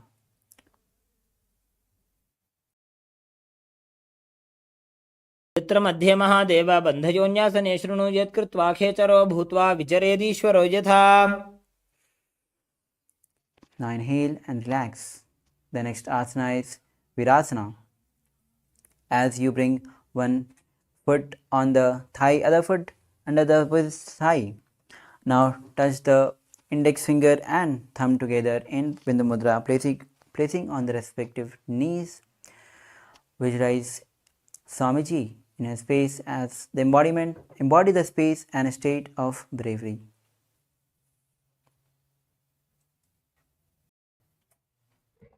एकं पादमथैकस्मिन् विन्यस्योरुणि संस्थितः. Now inhale and relax. The next asana is Valmiki Asana. As you sit in the same posture, switch the gaze from nose to the third eye. Now visualize great sage Valmiki, the poet and the author of Ramayana. डावा बगगी बगतली पुनि एड़ी है जोय. Now relax. The next asana is Yoni Mudrasana. As you be seated in the same legs posture. Now place the hands on the knees, palms facing down. Gaze to the nose as you visualize Yoni Mandala in your space, representing goddess Devi and Shakti, symbol of creative energy of the universe. वामपाद की बगतली जाहि माहिली core. Inhale. The next asana is Yoni Asana with the same seated posture. With head and spine in a straight line, switch the gaze to the third eye. Visualize Yoni Mandala representing goddess Devi and Shakti, the symbol of creative energy of the universe. योन्यासनं पर्वतेन योगं योगफले नीलं तत्कालफललं तावत् खेचरो यावदेव हि. Inhale, relax. The next asana is Bhadrasana 3. Now bring the soles of the feet together, holding it with both the hands. Heels close to the perineum. Bring the knees towards the ground. Gaze to the nose as you engage Mulbandha and Udyanabandha. Visualize Lord Veerbhadra in your inner space. गुल्फौ च वृषणस्यादः सीवन्त्याः पार्श्वयोः क्षिपेत् सव्यगुल्फं तथा सव्ये दक्षगुल्फं तु दक्षिणे. Now inhale as you release the Udyanabandha. The next asana is Aghorasana. As you sit with the soles of the feet together, heels close to the perineum. Now roll the tongue up in Kechari Mudra to the roof of the mouth. Visualize yourself as an Aghori. Now bring the right hand, closing the left nostril. Inhale from the right nostril. Hold, close the right nostril and exhale from the left nostril. Repeat it on the other side. पूर्व कहो भिषिका जोजी वाही विधि जो कीजे sooji. Inhale and relax. Now the next asana is Kaneri Pavasana.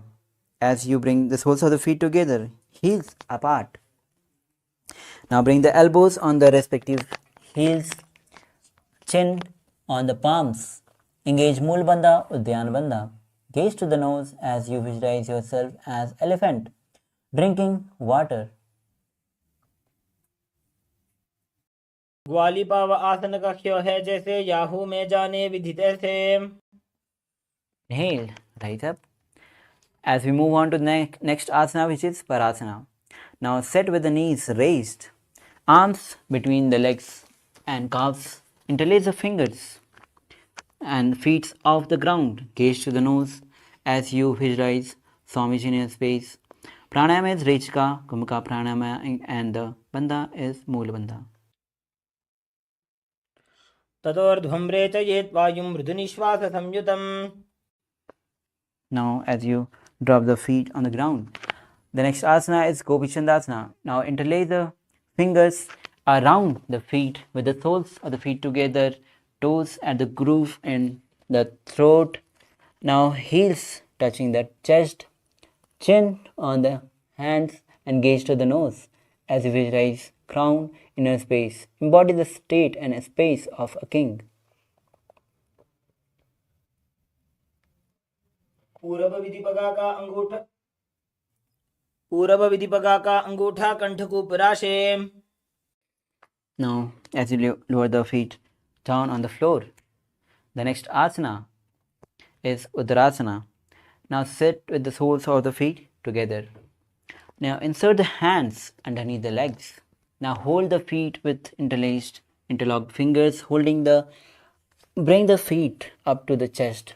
Now bring the head down and touch the chin to the soles, gaze to the nose, visualize Swamiji. Visualize your body free from any defects. दोवू पगदली संपुटटाने उभय हस्त करी उरद हिताने अंगुष्ठ दोवू समटहरावे चिपक नीचे ताही लगावे. The next asana is Visishtasana. With the same posture as the last asana, now raise the feet above the head as you visualize Swamiji, visualizing yourself excelling in everything. दोवू पगदली जोड़ी संपुट करे. Now lower your legs down as we move on to the next asana, which is Bhujasana. Now from the seated position, lift both the legs over the top of the respective shoulders. Now bring the arms underneath the legs and up, interlacing it behind the neck. Visualize yourself as cobra as you engage Moola Bandha. शिरासनं तो विज्ञेयं कक्षासनम् अतः परं ग्रीवासनं च परमं भुजासनमिहोच्यते. The next asana is Kalyanasana. Maintain the seated posture, raise the legs up and bring the elbows underneath and wrap the hands at the back. Gaze to the nose as you visualize beautiful and auspicious goddess. दो हाथ पगम नीच आने तिनको गोड़ा नीचे ठाने. Now your feet down. The next asana is Sankatasana. Now while the left knee on the mat, bring the heels close to the perineum. Now bring the right leg on the top. Now bring the hands on the opposite knees. Visualize yourself as a swan as you perform Ujjayi Bandha, Ujjayi Pranayama. वामपादं चिदेर्मूलं संन्यस्य धरणीतले पाददण्डेन यां येन वेष्टयेद्वामपादकम्. The next asana is Dhenukasana. As you slide the left heel outside on sides, place both the hands on the top knee as you engage Moola Bandha and Uddiyana Bandha, visualize cow in your inner space, performing Ujjayi Pranayama. अनुषागी Nagar पंचडं वृषेलिन्दगल्यं neem. Uddiyana Bandha. The next asana is Machandrasana. As you bring the right foot on the left thigh and left foot on the right knee. Now gaze to the third eye as you twist on your left side and hold the right thigh with the left hand and hold the left knee with right hand. Twist your body, gaze to the third eye, visualize Swamiji in your inner space. वामजङ्गपरदक्षिणठाने वामहस्तपिष्टे दिश आने. Now inhale and untwist your body.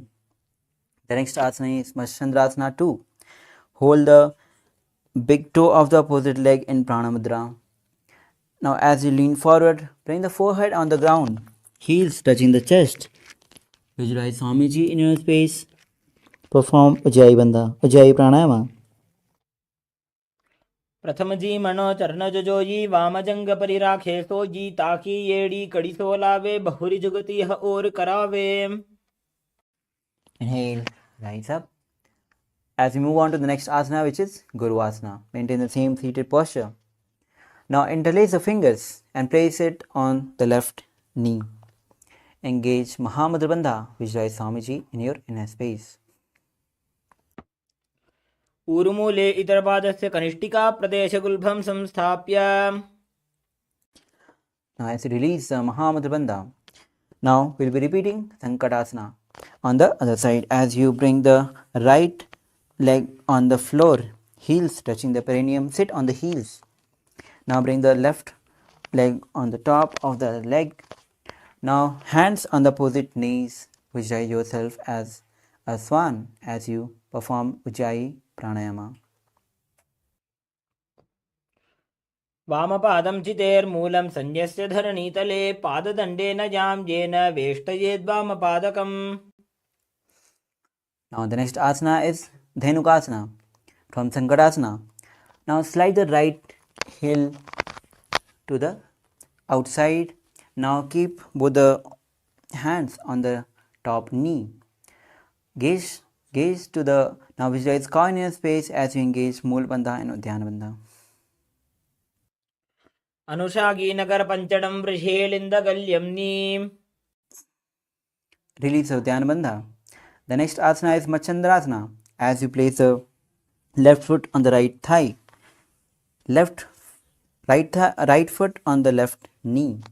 Twist on your right side as you hold the right knee with the left hand and left hand holding the right hand holding the left thigh. Gaze to the third eye as you visualize Swamiji in your inner space. वामजंग परिदक्षिणठाने वामहस्तपिष्टे दिश आने बहुरो दक्षिणपद है जोजी ताकि नलिजू पकरे सोई. Now untwist your body. Inhale. The next asana is Matsyendrasana 2. From the same posture of Matsyendrasana, now hold the big toe of the opposite leg in Prana Mudra. As you lean forward, forehead on the ground, chest to the knees, chest to the heels.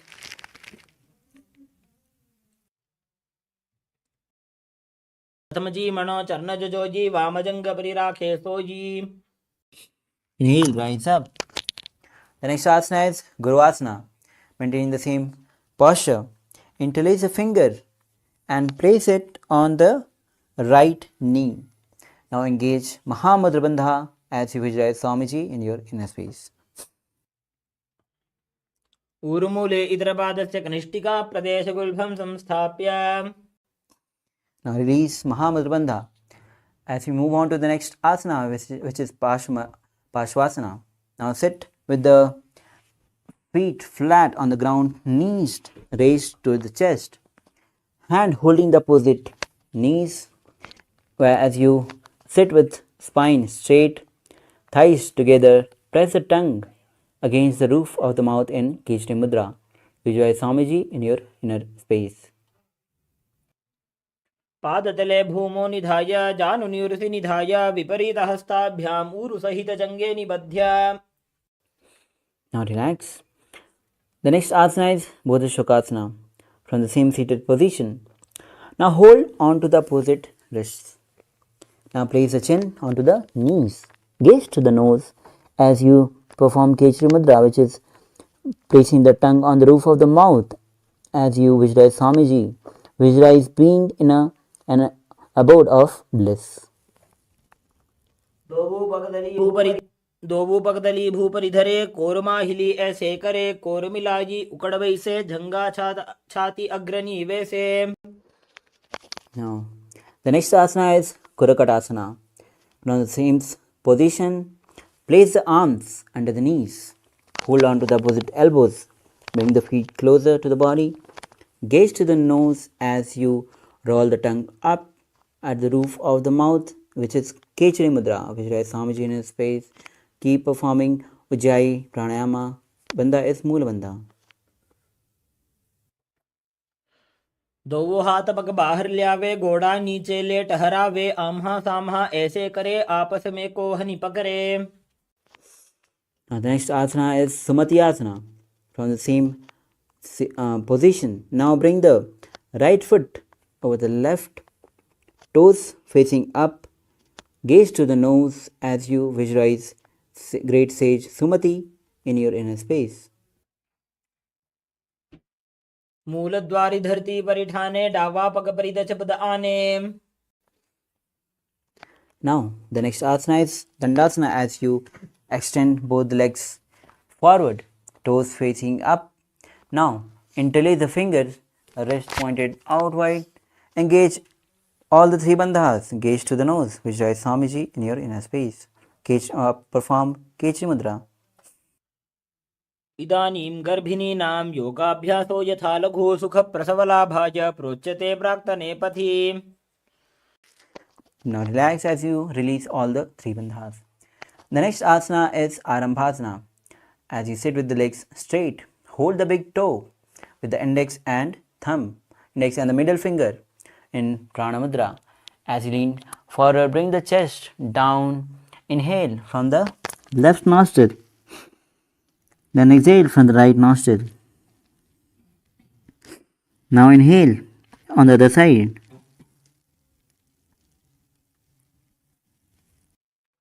दोवो पग मिलिवा पसारी पगा का अंगूठा पकड़ी लीलाट गोड़ा लगावे.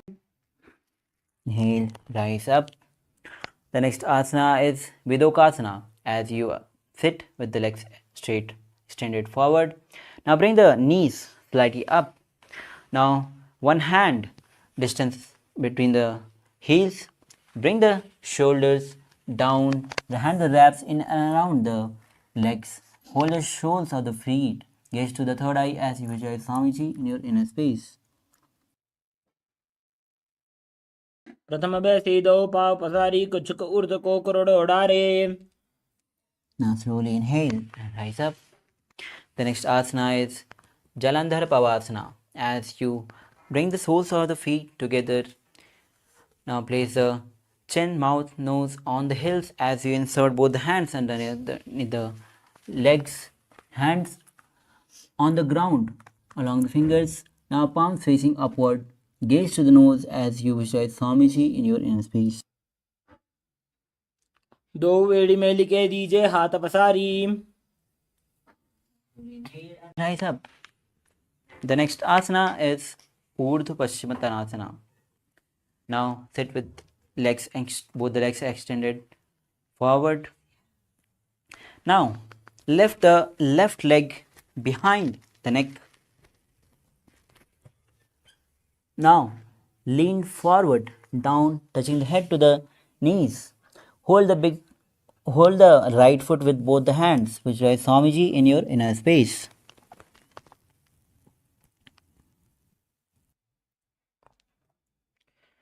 पश्चिमतानवत् संस्थितिं कृत्वा एकं पादं ग्रीवायां धृत्वा तिष्ठेत्. Rise up with your left leg still at the back of the neck. We'll be performing Anantasana. Now lie down on the back, body extended straight. Now concentrate prana moving from Mooladhara to Brahmarandra. Gaze to the nose as you visualize yourself as an infinite or endless and eternal one. उत्तानशयनी एकैकं Pai ग्रीवायां विन्यस्य. Now from Anantasana, we move on to Ankushasana. Now rest on the right elbow with right hand holding the left foot, hands on the opposite hip. Gaze to the nose as you visualize Swamiji in your space. Feel be in complete control. उत्तानशयित एकैकं पादं ग्रीवायां कुर्वन् इतरहस्तं कर्णमूले स्थापयेत्. Now bring the legs and cross the legs and bring it forward. The next asana is Dhirasana. As you lie down again on the back, bring the knees off the ground and encircle the thighs. Holding it with both the hands, roll on left to right as you visualize Swamiji in your inner space. उत्तानशयनं जानुनी हृदयेवष्टम्भ जङ्घासहितो ऊरूनिकरद्वये बद्ध्वा. Now again rise up. We'll be repeating Urdhva Paschimottanasana on the other side. Now as you sit with both the legs extended forward, toes facing up. Now this time bring the right foot behind the neck. As you lean forward and down, hold the left foot with both the hands. Visualize Swamiji in your inner space. पश्चिमतानवत्संस्थितिं कृत्वा एकं पादं ग्रीवायां धृत्वा तिष्ठेत्. Now inhale, rise up with the right leg still at the back of the neck. The next asana is Anantasana. As you lie down on the back, body straight. The next, holding the right foot with left hand. Gaze to the nose. Visualize yourself as an infinite or endless and eternal one. उत्तानशयनी एकैकं पाय ग्रीवायां विन्यस्य. Now, from the next asana is Ankushasana. From Anantasana, roll, twist on the left side as you rest the body on the left elbow, holding the right foot. Gaze to the nose as you concentrate the prana to flow from Muladhara to Brahmarandra. उत्तानशयित एकैकं पादं ग्रीवायां कुर्वन्. Now as you bring the legs on the ground, the next asana is Yoga Nidrasana. Again, lie down on the back. Lift the legs one by one behind the neck. Hold with both the both the hands at the buttocks. Gaze to the nose. Visualize Swamiji in your inner space. पादाभ्यां वेष्टयेत् कण्ठं हस्ताभ्यां पृष्ठबन्धनम्. Now the next asana is Atmaramasana. Now bring the legs on the respective shoulders, hand around the legs, holding at the back, interlace at the back.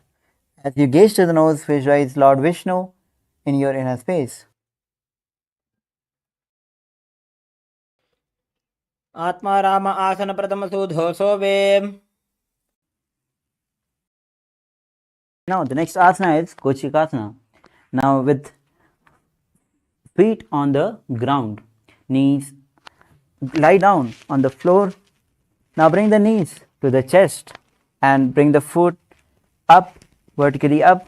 Now extend both the hands at the shoulder level or open on the sides. As you gaze to the third eye, visualize Swamiji in a space as you perform Kochikasana. दो हाथ सीधा सा करे तिनसो ube Sapa करे. Now lower your body down. The next asana is Jatha Pravritti Asana, which consists of 3 steps. Now as you lie down on the back, bring the knees to the chest and hands on the sides, on the side of the shoulders. This is the neutral position. We will be coming back again in this neutral position. Now the first step is drop the one leg extended forward. Now other knee on the sides bend with knee bent. Now second step, bring the other leg bend on the top of the other leg. Third step, extend the legs out on sides, holding it with the the head twisted on the opposite side, gazing on the opposite side. Now come back to the neutral position. We'll be performing step 1 on the other side as you extend one leg and bend the other knee on the other side. Second step, bring the other extended leg on, bend it on the other side on the top of the other leg. Step 3, extend both the legs on the side, holding it with the head gazing it on the other side.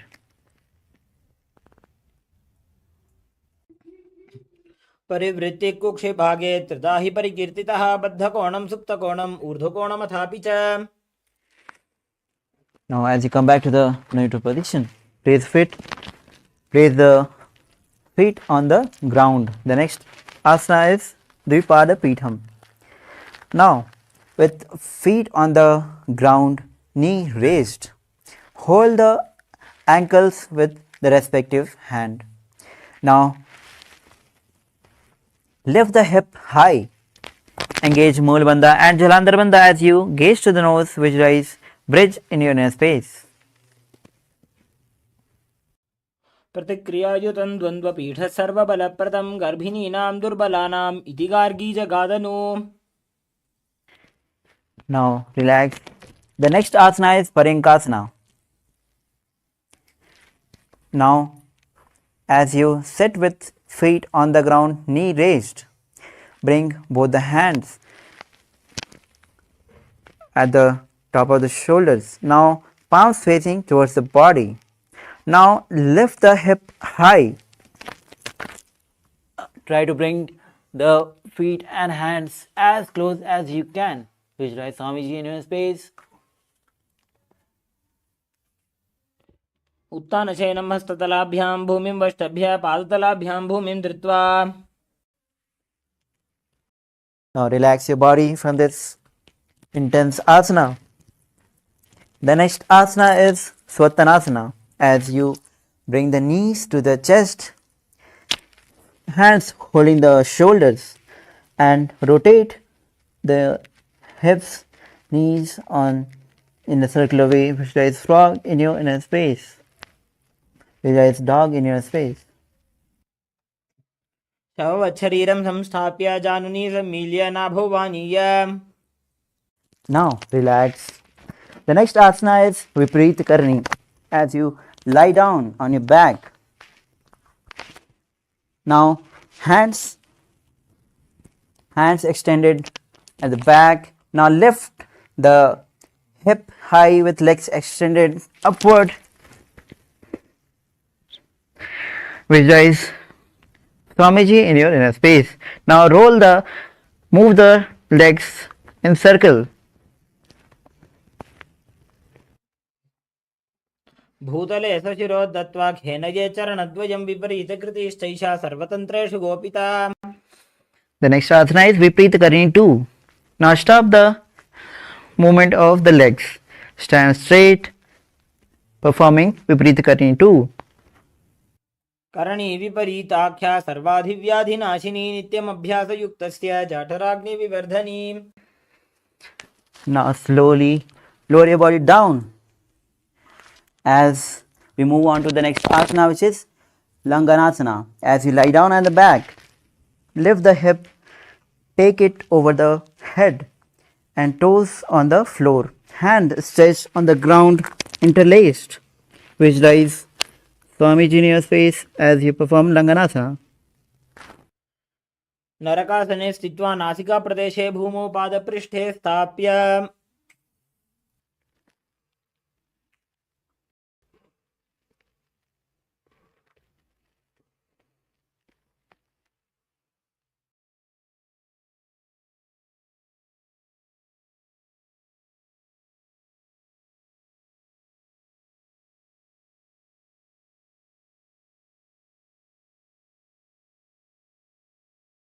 The next asana is Shaita Paschimottanasana.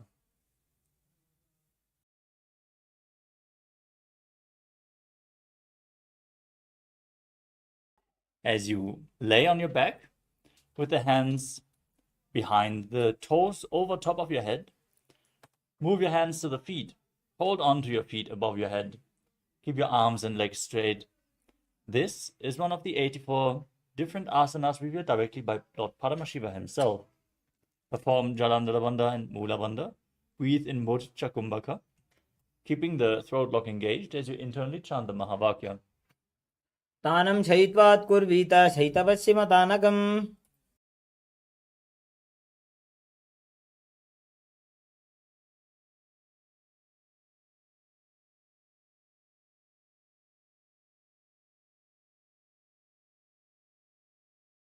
Next up is Supta Konasana.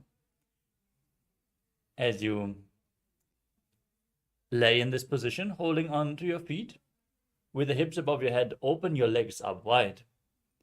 Now, visualize Swamiji in your inner space. Keep holding onto the feet.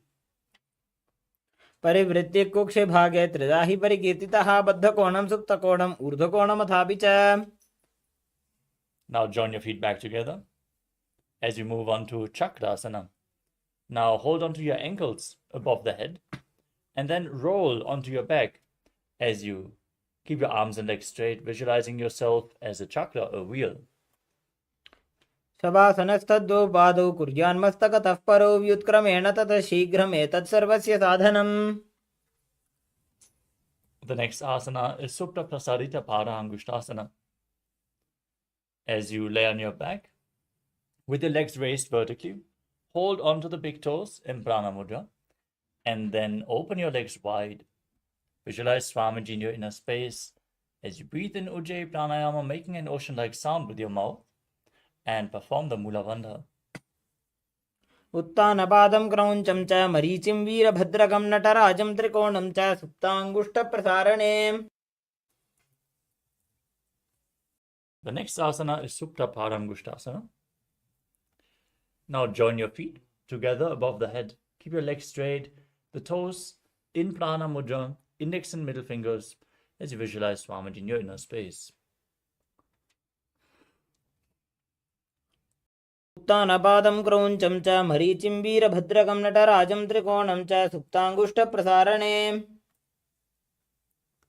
Next up is Matsyasana. From Supta Paramgushtasana, cross your legs into Padmasana. Lay flat on your back as you bring your arms over top of the head and hold on to opposite shoulders. Gaze to your nose and visualize Matsya, the fish avatar of Lord Vishnu. मुक्तपद्मासनं कृत्वा उत्तानशयनं चरेत् कूर्पराभ्यां शिरो वेष्ट्या मत्स्यासनं तु रोगः. From Matsyasana, place the back side of the right hand onto the left palm above your head in Parasharamasana. Maintain the asana. Gaze to the nose and visualize Lord Rama in your inner space. प्रथमकरे पद्मासन आछे सूधो सोबे भूपरिपाथे. The next asana is Sarvangasana. As you lay on your back with your legs in Padmasana, place your hands at the lower back and raise your hips and legs up. Support your body with your elbows on the floor as you gaze to your nose and visualize Swamiji in your inner space, breathing in Mudra Kumbhaka with Jalandhara Bandha engaged. अथ वक्षेत्र संक्षेपात् सर्वांगासनमुत्तमम्. The next asana is Vrishchikasana. Lay on your back, place one foot on the opposite thigh, pull the opposite knee towards your chest and extend your arms up above your head, hooking the fingers forward as you gaze to your third eye and visualize yourself as a scorpion. प्रथमशयन सुधोषी शिकेशिकी संधि सुदाखे. Now exchange the position of your feet as you repeat Vrishchikasana on the other side. प्रथमशयन सुधोषी शिकेशिकी संधि सुदाखे. Next up is Vrishaparakshipasana. Now interlock your fingers behind your neck as you lay down flat on your back. Lift both legs up and alternate, bringing one knee towards the chest back and forth without setting the feet down. Visualize Swamiji in your inner space and breathe calmly through your nose in Sahajra Kumbhaka.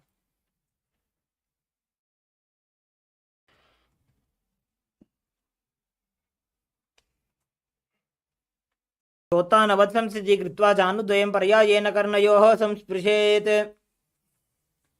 Now keep the hands next to the hips and alternate touching your ears with the respective knees. As you visualize Swamiji in your inner space. उत्तानशयनं कृत्वा अङ्गुलिभिः कन्दरां बद्ध्वा कूर्परो मिलित्वा. From Maruttanasana, we move on to Vrikasana. Lay on your back and then place your feet flat and stand up and lay back down again and again. Now, visualize yourself as a wolf as you perform the Mula Bandha. उत्तानशयनं कृत्वा पादतलाभ्यां भूमिं धृत्वा.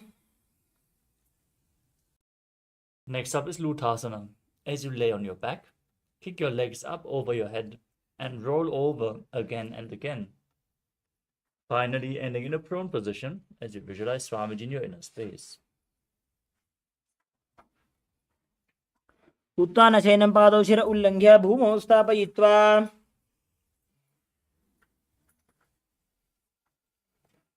As you lay on your stomach, keep your hands next to the shoulders and contract your lips as you make a whistling sound while inhaling like a flute.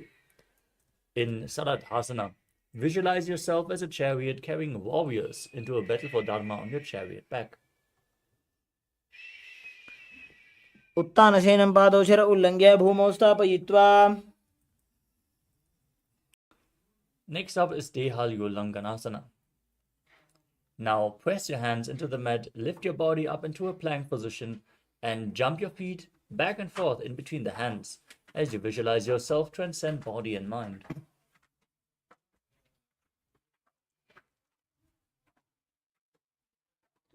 हस्तद्वयं बद्ध्वा तन्मध्यचरणद्वयम् उड्डानैव बहिरानीय.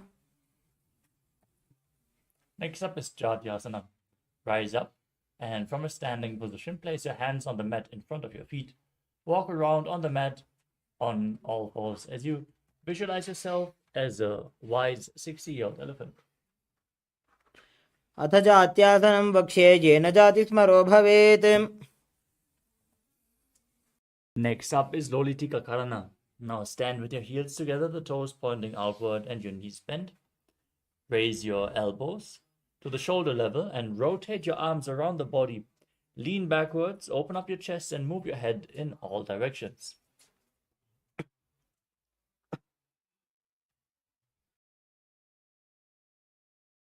Next up is Salapasana.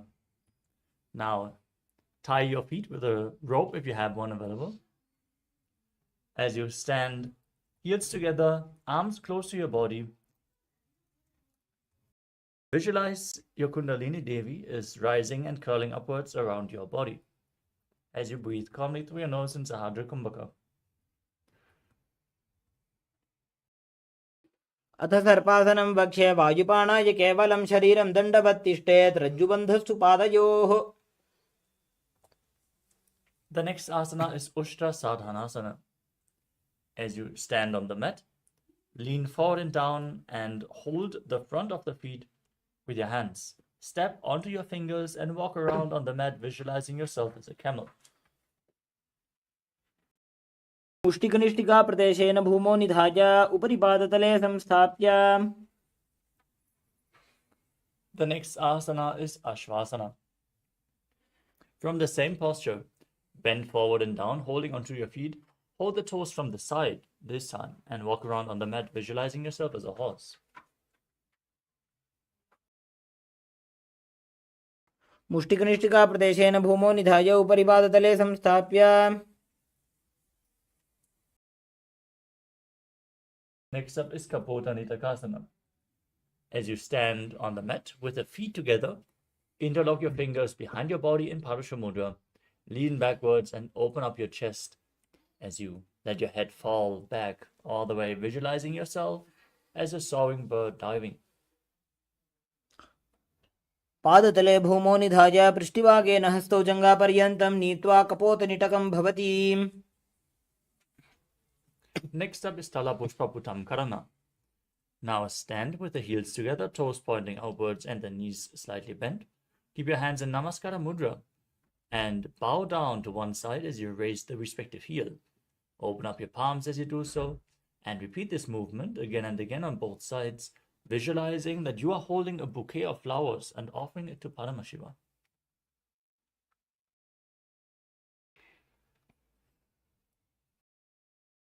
The next asana is Khadgasana. Now visualize yourself as a rhinoceros and gaze to the tip of your nose. Then lay down on your stomach and jump your feet towards your hands, standing back up, joining your hands in Namaskara Mudra in front, symbolizing the horn of the rhinoceros. आसनं कृत्वा पादतलाभ्यां भूमिं धृत्वा. Next up is the Uttanottanam. Hold weights if you want to intensify this asana as you sit down all the way to the ground and stand back up again and again. Gaze to your nose and visualize Swamiji in your inner space. पुनः पुनः उत्थातव्यम् अस्थितव्यम् इति उत्थानोत्थानं भवति. Next up is Musalasana. Now raise your hands up above your head and jump repeatedly, visualizing yourself as a mace.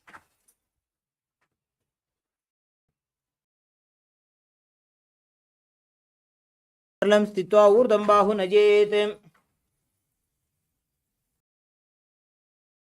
Next up is Utshirshakasana. Now pull one foot towards your chest with both hands as you sit down and stand back up. Repeat the movement on both sides as you gaze to your nose and visualize Swamiji in your inner space. एकैकं पादतलं कुक्षौ निधाय तिष्ठेत् उच्छीर्षकं भवति. Next up is the Parshvajanukarana. Now stand with one foot pointing outwards and the knee slightly bent as you pull the other knee against your chest and circle the leg with your arm, hand in a fist. Place the other hand on the inner respective thigh with the fingers pointing inwards.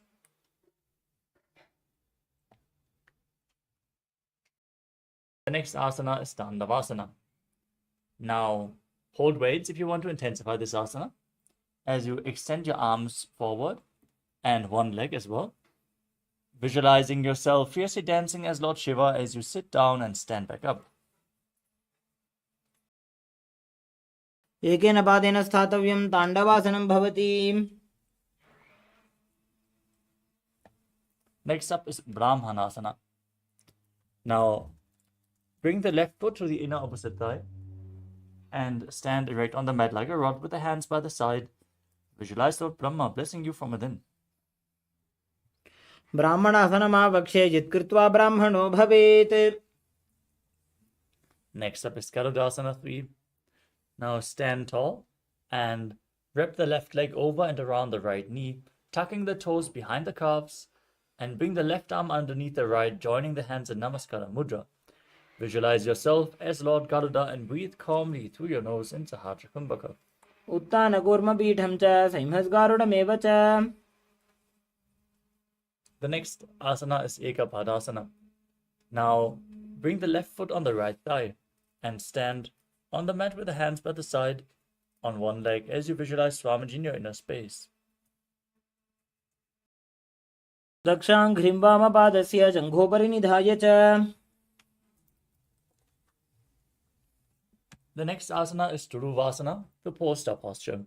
Now hold on to the left big toe as you extend the leg out to the side and rotate on the standing mat, on the standing leg as you visualize yourself as the North Pole star. एकेन हस्तेन दण्डरूपस्य एकस्य पादस्य अग्रं धृत्वा. Now pull the left foot behind your neck or up to your chest or over top of your knee if you can't bring the leg behind your neck.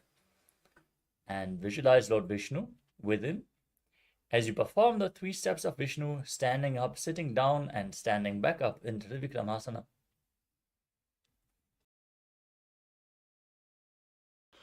ग्रीवायां पादं संस्थाप्य स्थातव्यम् उत्थातव्यं त्रिविक्रमासनं भवति. Now repeat Parshvajanukarana on the other side. Pull the other knee against your chest.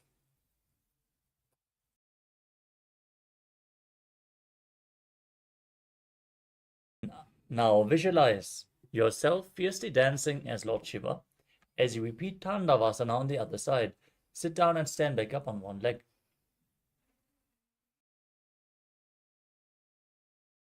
एकेन पादेन स्थातव्यं ताण्डवासनं भवति.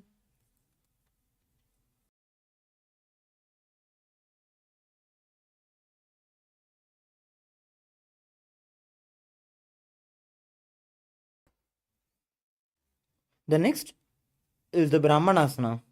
Now, placing your right foot on the inner left thigh, stand erect on the mat like a rod. Keep your hands by the sides. Visualize yourself being blessed by Lord Brahma. Brahmanasanamavakshe yat kritva brahmano bhavet. The next is the Garudasana. Maintaining the same posture, wrap your right leg over and around the left knee. Tuck your right toes on the other side of the left calf. Simultaneously cross your right arm below your left and bring your palms together in the Namaskara Mudra. Visualize yourself as Lord Garuda. Uttana Kurma Pitham cha Saimhas Garudam eva cha. Next, stand straight on your left leg with the right foot on the opposite thigh. Keep your hands relaxed by the knees in Ekapadasana. Visualize Swamiji in your inner space.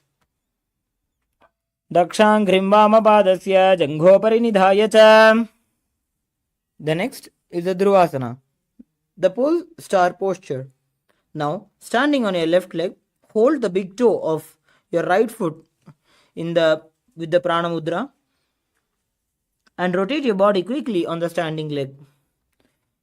Ekena hastena dandarupasya ekasya padasyagram dhritva. Next is the Trivikramasana. Now, standing on your right leg, lift your left foot behind your neck and stand tall. Alternate sitting and standing. Visualize Bhagavān Mahavishnu in your inner space. Grivayam padam samstapya sthathavyam utthathavyam Trivikramasanam bhavati. The next is the Samanakha Karna. Now, stand with your feet close together and toes pointed slightly out. Keep both your hands to the sides of your body in Samanakha Karana.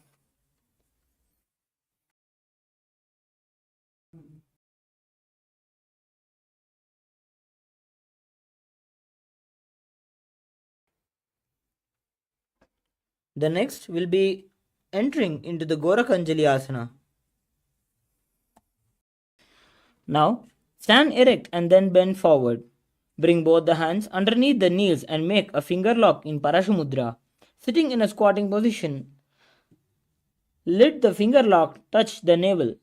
Visualize the great sage Gorakhnath, founder of the Natha Yoga Hindu Sampradaya.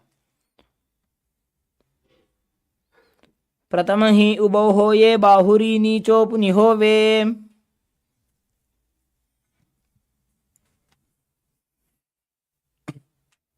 Next, we will be performing the Kanchyasana.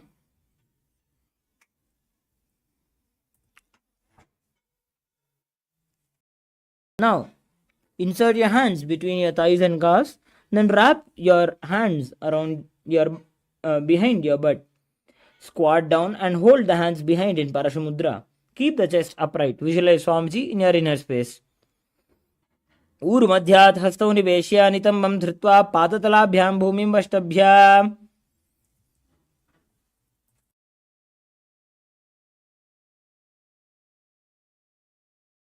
Next, we will be performing the Bhairuvasana. Now, bringing your feet together, sit in a squatting position with your heels touching the perineum. Hold the hands at the back in Parashamudra and sit upright. Gaze at your navel center. Visualize Bhagavān Kala Bhairava in your inner space. दो पग की थलिया की माहिली core मिलाजी फना पानी उकड़ मोड़ वैसे. The next, we'll be performing Varahasana. Squat all the way down to the ground. Keep your feet together and toes apart. Bring your elbows up and close to the head and your palms joined in Anjali Mudra over the back, facing downward. Gaze at the tip of your nose. Visualize yourself as Varaha, one of the incarnations of Mahavishnu. Pagatali ki mahili kor milagi phana pani ukad baise. The next is the Prabhithasana. Now, with your heels touching, bring your hips to the same level as your knees. Let the hands hang down and your fingertips touching the toes in front of you. Visualize Swamiji in your inner space. पार्श्वद्वय सम्मील्य स्थित्वा नितम्बं जानुप्रदेश आनीय तिष्ठेत् प्रपीठासनं भवति.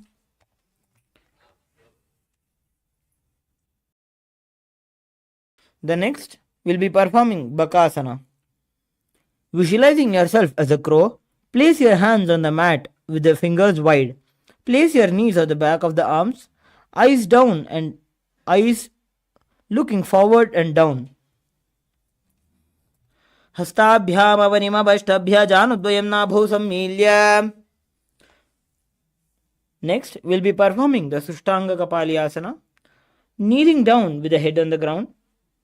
Spread your palms for support. Raise the body on your head and fold your legs into the Padmasana. Visualize Swamiji in your inner space. Asana Goguna Kapala Atho Hoyim. Next, we'll be performing Guptasana. Now, keeping your toes flat touching the opposite feet, sit down between the feet. Let the heels come outside the hips. Place your hands on the knees and sit straight. And gaze at the tip of your nose. Visualize you sitting in a secret seat with Paramashiva. Janur vorantare padau kritva padau cha gopajet.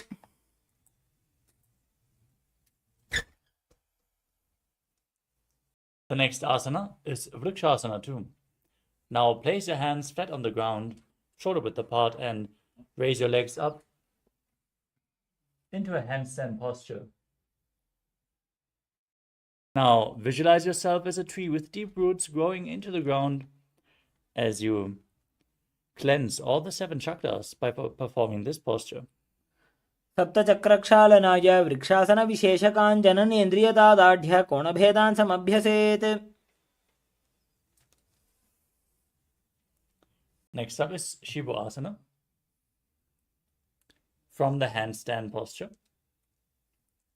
step your hands and feet close together, gaze to your third eye and visualize Tejas, energy flowing into your third eye, rejuvenating your body. दो पग जोड़ी माही Gulf मिलाए. Next up is Matsyasana too. Now place your hands flat on the ground, shoulder width apart, and step your feet back. Lower your body into a plank position. Lower it down all the way and push it back up again and again as you visualize yourself as a fish in Matsyasana too. निब्जं शयनं कोर्परो पार्श्वभागाय मूर्धकृत्या. Next up is Sadapasana too. Lie prone on your belly and place your hands on the hips as you lift your chest from left to right, visualizing and moving your body like a snake. निब्जं शयनं कृत्वा हस्तौ नितम्बं संस्थाप्य. Next up is Niralambanasana. Now place your elbows down in front and rest your chin on your hands with your hands in Padma Mudra, the lotus mudra. Keep the top of your feet flat on the mat as you feel self-supported and completely independent. कराभ्यां पङ्कजं कृत्वा तिष्ठेत् कूर्परयासुधीः मुखमुन्नमनुच्चायि निरालम्बनमासनम्. Next up is Chakrasana. As you lay on your stomach, bend your knees and place your hands on the ground, straightening the arms to raise your upper back towards your feet. Gaze back and visualize yourself as an umbrella protecting your guru from the sun rays. अर्ध्यासनमस्थित्वा हस्ततलाभ्यां भूमिं धृत्वा. Next up is Vajrasana. Now sit in a kneeling posture, feet flat, perineum on the heels. Then extend your arms out in front. Place the palms down on the ground as you place your forehead on the mat as well. Gaze towards the nose and visualize yourself as Vajra, the weapon of Indra, symbolizing indestructibility.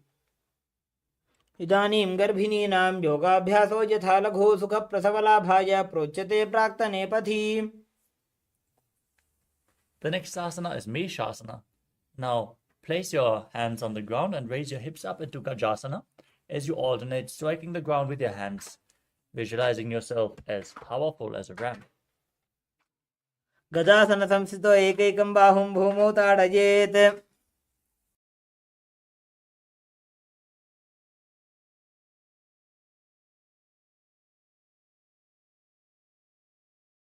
Next up is Ajasana.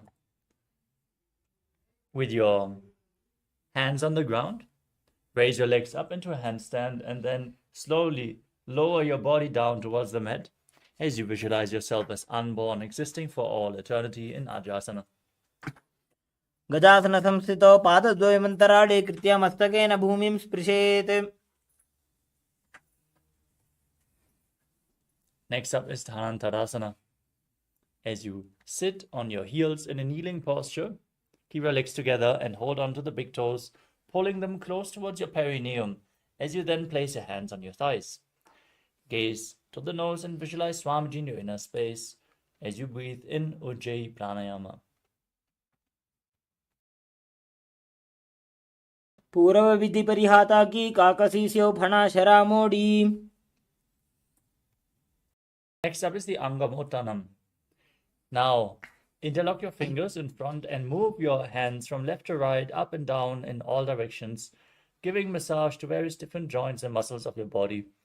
Then repeating the movement behind your back as well. Visualize Swamiji in your inner space as you perform the Mula Bandha. हस्तयोः अङ्गुलीर्बद्ध्वा हस्तयोर्मध्यात् सर्वमङ्गं निष्कासयित्वा. Next up is Garudasana form. Sit on your heels in Vajrasana and turn your feet outwards so the toes are pointing to the sides. Keep your hands on the knees and visualize yourself as Lord Garuda flying Lord Vishnu and Lakshmi on his back in Garudasana form. जङ्घोरुभ्यां धरां पीड्य स्थिरकायो द्विजानुना जानुपरिकरद्वन्द्व गरुडासनमुच्यते. Next up is Ananda Mandirasana. As you sit with your legs folded back, the toes pointing backwards, with your knees opened wide, hold onto your ankles, pull your feet up as you place the front of your buttocks on the mat. Gaze to your third eye and visualize yourself residing in the blissful space of a temple. अथ भक्षे वीरनाथ आनन्दमन्दिरासनं यत्कृत्वा अमरो धीरो भवत्येवेह साधकः. Next up is Mandukasana 2. Now visualize yourself as a frog as you overlap your feet behind and sit on the ankles. Then place your hands beneath the knees and press your frog tongue up against the palate of your mouth in Mandukya Mudra, engaging Uddiyana Bandha and Mula Bandha. पृष्ठं सम्पीड्य गुल्भाभ्यां जान्वङ्गे सबलयाकृतिः हस्तो पादतले क्षिप्तो मण्डूकं पाददोषहृत्. Next up is Narasimhasana. Now tuck your toes and sit on the raised heels. Keep your knees open wide and place your hands on the ground in front of you with the fingers spread, thumbs touching. Stick out your tongue, gaze to your nose, exhale forcefully again and again as you visualize Narasimha, the lion man avatar of Lord Vishnu. दोवु फणा पाणी होए वैसे AD Mailer गुदानी वैसे समशरीरनी काटहरावे NASA अग्रदृष्टि को ल्यावे.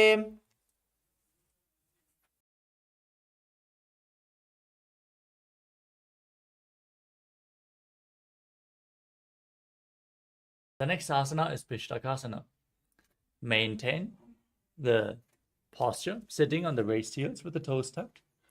As you cover your mouth with your hands, the thumbs underneath the teeth, as you inhale through the right nostril and exhale through your mouth in Vishtaka Pranayama.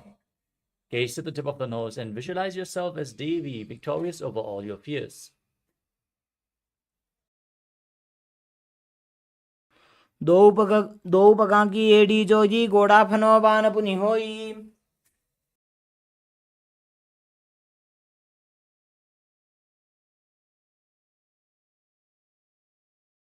The next asana is Makadasana. Now keep the soles of the feet together and the top of the feet on the ground, sitting on the heels with your knees open wide. Then raise your elbows and bend them to bring your fingers towards your armpits. Imitate as if you are a monkey scratching itself, visualizing yourself as a playful monkey. Gaze to your third eye. Perform the Mula Bandha in Makarasana. दोवो पगतले संपुट आने तनिके पृष्ठि भूमि परिठाने. Next up is Vajra Sangharasana. With your toes tucked, the soles of the feet together, raise your knees off the ground and open them wide as you hold on to opposite elbows behind your back. Gaze towards the tip of your nose and embody diamond-like strength for yourself and your Sangha, your spiritual community. प्रथम पणा पाणी होय वैसे दोवो एड़ी गुदानी वैसे. Next up is Kanjanasana. Now, keep your toes down, ankles crossed behind, and sit on your heels. Place your palms on the mat at the sides. Gaze to your nose and visualize perfect health beyond any and all physical or mental ailments as you engage Uddiyana Bandha, the stomach lock, and Mula Bandha, the root lock, in Kanjanasana. खञ्जनासनमावक्ष्य यत्कृत्वा सुस्थिरो भवेत्. The next asana is Kurmasana. Maintain the same sitting posture. Place your hands on the knees and make your upper body and neck stiff as you visualize yourself as a turtle with a stable body and mind to live for centuries, gazing to the tip of your nose. गुल्फौ च वृषणस्याधो व्युत्क्रमेण समाहितौ ऋजुकाय शिरो ग्रीवं कूर्मासनमितीरितम्. The next asana is Yogasana. Maintain the same posture. Relax your upper body. Now gaze to the nose and visualize Swamiji in your inner space. गुदं नियम्य गुल्फाभ्यां व्युत्क्रमेण समाहितः योगासनं भवेदेतदिति योगविदो विदुः. Next up is Vijyogasana. Now stand on your knees and cross your ankles behind, placing your feet near opposite knees. Now hold your calves with the fingers inside and the thumbs outside. Gaze to your third eye and visualize a space of eternal oneness with your Guru, Swamiji. घोड़ा वामो उबौ होई घोड़ा आड़ा राखे दोई. Next up is Ushtrasana 2.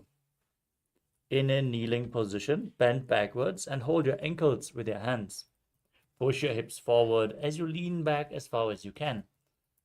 Visualize yourself as a camel and breathe in Ujjayi Pranayama, making an ocean-like sound with your mouth. मेरुदंड ग्रंथि दाढ्य संपिबादयि शुप्पुमान्. Next up is Jatyasana 2. Now, holding the soles of the feet behind your body, placing your elbows on the mat, place the back of your head on the mat as well, gazing to the tip of your nose and visualizing yourself as a lotus blooming. दोवो एड़ी संपुट करे 16 मूलद्वारि तरि धरे. Next up is Viratasana. As you sit on your knees with your thighs and calves together, lean back and place your back on the ground and raise back up again and again. Gaze to your nose and visualize the healing and liberation of all causal subtle forms of your body in Viratasana. जंगा पृष्ठभूमो निधाय जंगोद्रजोः ऊरुनी संस्थाप्य. Next up is Kapotasana. From Viratasana, raise your hips up high. Place your forearms on the ground behind you as you hold onto your feet, and then bring your head in between the feet as you visualize yourself as a beautiful dove. मेरुदंड ग्रंथि दाढ्य संपिबादयि शुप्पुमान् कपोतोष्ट्रासनाभ्यास कुर्यान्मित हिताशनः. Next up is Varasana, the boon-fulfilling posture. Now, sit on your knees and raise your body up, tucking your toes. As you hold on to your opposite arms with your hands, gaze to the tip of the nose, visualize Paramashiva, and internally chant the Mahavakya, Om Nithyananda Paramashivoham. Receive your boon from Paramashiva in Varasana. जानुनी भूमौ संस्थाप्य हस्ताभ्यां बाहु परस्परं धृत्वा. Next up is Varahasana. With your toes tucked, Sit on the heels with your perineum. Place your forearms on the ground in front and rest your head on your hands. Now, visualize yourself as Varaha, the boar avatar of Lord Vishnu. सूर्यं चन्द्रं भेदनानि आसनानि निकथ्यते. Next up is Mundasana. From the kneeling posture, place your forearms on the ground, shoulder width apart. Interlock your fingers. Place your head on the ground, supporting it with your hands as you raise your hips. Walk your feet forward and then lift your legs up to enter a headstand posture. You can lean against a wall or ask a partner to assist you. In performing this asana, as you gaze to your nose, breathe calmly through your nose and visualize yourself as a lopped tree. अधो मुण्डासनं वक्षे सर्वेषां प्राणिनां सुखम्. Now lower your body down and come to a kneeling position, placing your head in between the knees. As you hold your head with both hands, bringing the elbows outside the knees. Inhale through your nose and exhale through your mouth as you gaze to your nose and visualize Swamiji in Andhasana. प्रथमपगतले समटहरावे कोरमाहिली उभे मिलावे. Next up is Viparita Shalabhasana. As you lay on your belly, extend your arms straight forward. Hold weights if you want to intensify this asana. As you raise your legs and your entire upper body and your arms off the mat, visualizing yourself as a locust. सलभासनभेदाश्च नटभेरुण्डनामके गण्डभेरुण्डसहिते शीर्षदण्डासनं तथा. The next asana is Kapalasana. Now place your forehead on the mat and keep your hands next to the hips, palms facing down. As you raise your legs up together, visualize a skull representing the mind with purified thoughts and the strong will to attain enlightenment. In Kapalasana, the skull posture. कपालं भूमौ निधाय ऊर्ध्वं पादौ नयेत् कपालासनं भवति. We move on to Akasha Kapodasana. Now keep your hands on the mat and push your hips and legs up, bringing your feet in front of the face, touching the ground in front of your head if you can, as you visualize yourself as a free and open dove. उष्ट्रासने स्थित्वा चरणौ भूमेरुत्थाप्य मस्तकोपरि नीत्वा.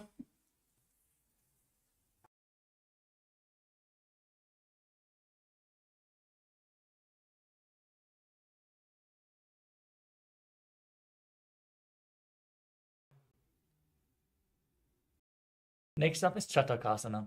In a kneeling posture, place your forearms on the ground and rest your navel on your knees. As you enter a sturdy posture, visualize yourself as a sparrow.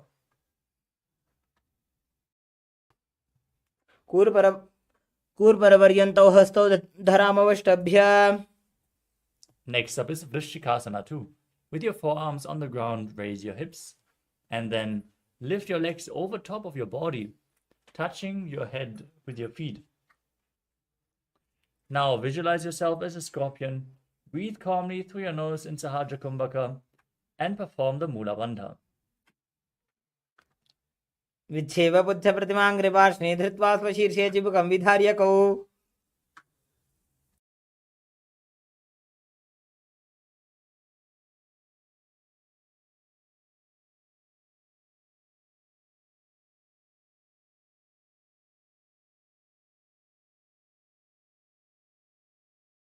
The next asana is Vrishasana. Now sit down on the right heel with the right foot flat and bring the left foot outside the hip. Keep your hands in front of the knees as you visualize yourself as a bull. Gaze outwards without focusing on any external objects in Vaishnavi Mudra. And inhale forcefully through your nose. Hold the breath and slowly exhale again through the nose in Antarangaka Kumbhaka, performing Vrishasana. यामे गुल्फे पादमूले वामभागे पदेतरं विपरीतं स्पृशेत् भूमिं वृषासनमिदं भवेत्. Next up is Uddasana. From a kneeling position, place your hands on the mat in front. Lift your knees off the ground and cross your feet. Cross the toes of the left foot over the right and balance over the mat as you visualize Swamiji in your inner space. लोलासनं सदा कुर्यात् वायुलोलापघातनात्. Now repeat Vrishasana on the other side. Sit on the left heel. Keep the right foot outside of the hips as you visualize yourself as a bull. यामे गुल्फे पादमूले वामभागे पदेतरं विपरीतं स्पृशेत् भूमिं वृषासनमिदं भवेत्. The next asana is Balagunasana. Now tuck the left foot and sit on the raised left heel. As you place the right foot flat, knee raised against the chest, hands on the respective knees, visualizing Balagunahai, one of the 84 siddhas in your inner space. आसन को गुण जल विकार जाई. The next asana is Grahasana. Now, squat down all the way and bring your elbows under the thighs, wrapping the hands around the shins and holding onto your ankles from the outside. And visualize yourself as the entire planet. पादतले भूमौ संस्थाप्य जानुमध्ये कुर्परो स्थाप्य. Now repeat Balagunasana on the other side. Tuck the right foot, sit on the right heel, keep the left foot flat. Visualize Balagunahai.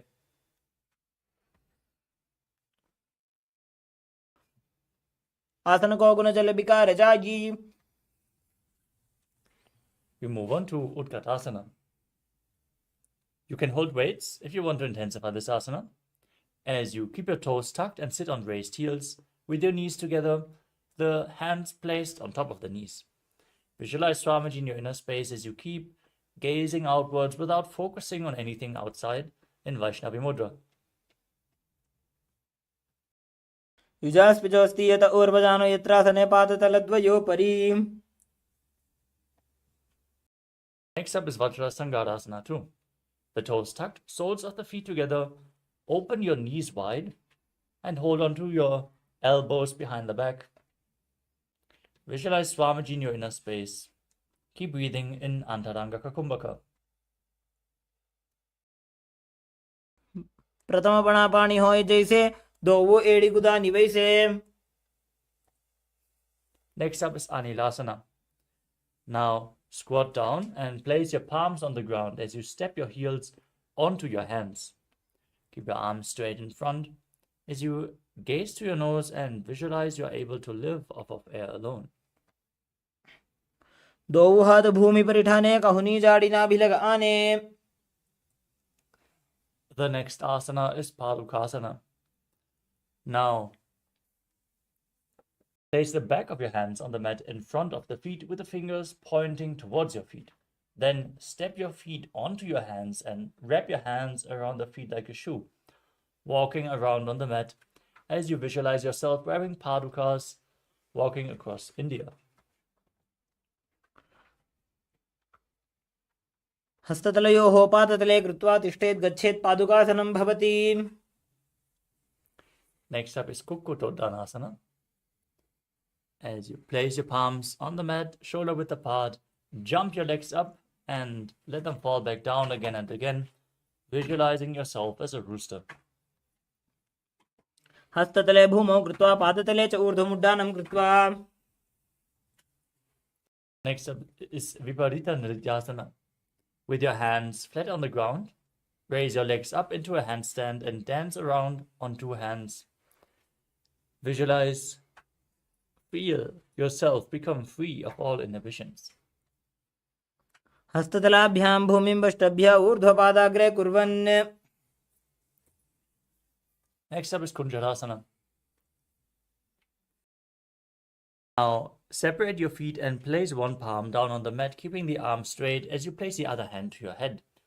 Now, visualize Swamiji in your inner space and breathe calmly through your nose in Sahasrara Kumbhaka, slowly and deeply. अथ वक्षे महादेव कुञ्जरासनम् उत्तमम्. Now place the other hand on the ground. Exchange the position of your hands as you repeat Kunjarasana.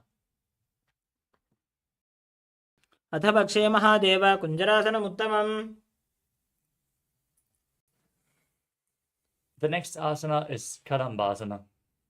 Now sit on the ground with your feet flat and the heels close to your body. Hold respective ankles and lift your feet off the ground as you visualize yourself as a Kadamba tree, a pious tree that promotes a long life. पार्श्वेभ्यां भूमिं वष्टभ्य हस्तद्वयेन गुल्फौ धृत्वा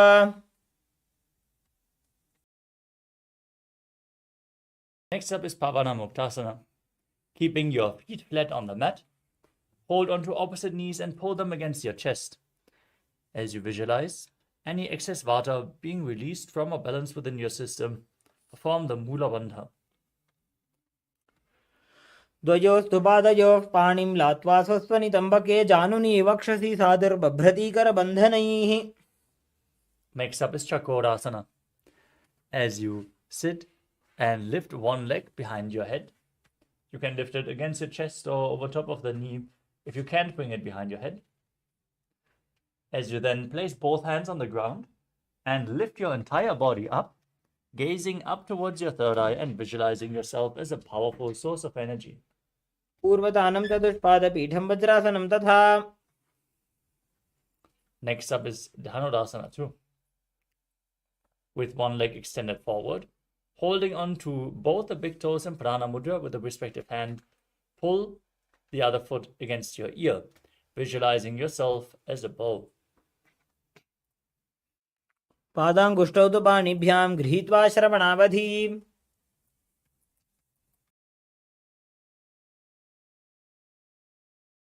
Next up is Ashtavakrasana.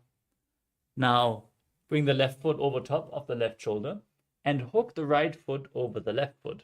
Extend both legs to the side with the arms on the ground, leaning forward, balancing on your arms and visualizing yourself as a flying crane.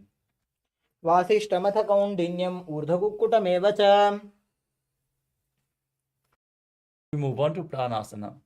Now, place the right foot on the left thigh and keep the left foot flat on the mat. Push the right knee down and bring the left shoulder underneath the left knee as you gaze to your third eye and visualize yourself being immortal and able to exist solely from prana. एतत् प्रभेदं वक्ष्यामि करोति यस्य चामरः. Next up is Paramasindrasana. Now bring the right heel close to the left hip, step the left heel over top of the right knee, twist around the raised knee and bring one arm below as you interlock your fingers behind your back, twisting your spine as you gaze to your third eye and visualize the sage Matsindranath in Paramasindrasana. पार्श्वाभ्यां धृत्ततेजास्तु पार्श्वमत्स्येन्द्रमुत्तमम्. Now repeat Chakorasana on the other side. One leg behind your neck, hands on the ground, opposite legs extended and lifting your body up, visualizing yourself as a powerful source of energy. पूर्वदानं चतुष्पादपीठं वज्रासनं तथा. Now pull the other foot against your ear, holding onto the big toes as you visualize yourself as a bow in Dhanurasana too on the other side. पादाङ्गुष्ठौ तु पाणिभ्यां गृहीत्वा श्रवणावधि धनुराकर्षकाकृष्टं धनुरासनमीरितम्. Now repeat Ashtavakrasana. Bring the right foot over top of the right shoulder, left foot over top of the right, extend the legs to the side, lean forward, visualize yourself as a flying crane as you balance on your arms. वासिष्ठमथ कौण्डिन्यम् ऊर्ध्वकुक्कुटमेव च. Now repeat Pranasana on the other side. Keep the left foot on the right, right foot flat on the ground, right shoulder beneath the right knee, and gazing to your third eye, visualizing yourself being immortal and able to exist solely from prana. एतत् प्रभेदं वक्ष्यामि करोति यस्य चामरः एकपादमुरो बद्ध्वा स्कन्धेऽन्यत्पादरक्षणम्. Next up is Paramasindrasana on the other side. Keep the left foot at the right heel over top of the left knee. Twist your body around the knee. Bring the arm below and interlock your fingers behind your back as you gaze to your third eye and visualize Matsindranath, the master of Hatha Yoga. पार्श्वाभ्यां धृत्ततेजास्तु पार्श्वमत्स्येन्द्रमुत्तमम्. The next asana is Ardha Paschimottanasana. Keeping one leg extended, press your perineum with the opposite heel. Lean forward and down and hold the front with both hands, like in Paschimottanasana. As you visualize Swamiji in your inner space, perform Jivachala Kumbhaka, inhaling all the way, holding your breath, and moving the prana up and down through your body and through your limbs by the force of your will. एकं पादं प्रसार्य एकं पादस्य पार्श्वनासीवनी सम्पीड्य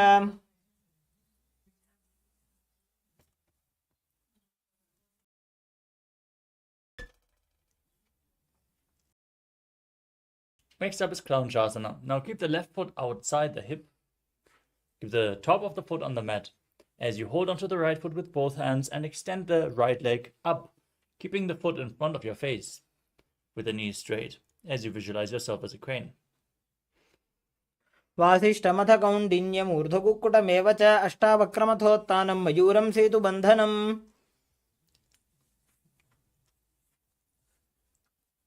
Now repeat Ardha Paschimottanasana on the other side. Press the other heel against the perineum, lean forward and down, visualize Swamiji and gaze in Vaishnavi Mudra.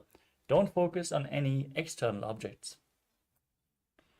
एकं पादं प्रसार्य एकं पादस्य पार्श्वनासीवनी सम्पीड्य.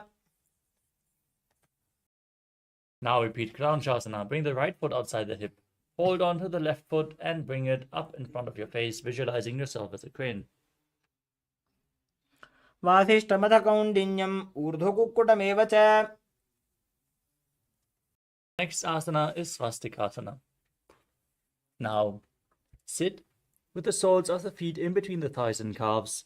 Keep your spine straight and place your palms on your knees as you gaze to your nose and embody peace, well-being, good fortune and prosperity, visualizing a swastika.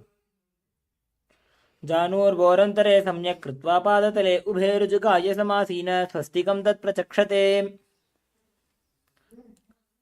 Keep your eyes open wide, gaze inside as you cover your heels with your hands, tuck your chin to the chest in Jalandhara Bandha, and gaze to your nose, visualizing the great sage Goraknath, founder of the Natha Yoga Hindu Sampradaya, in Gorakshasana.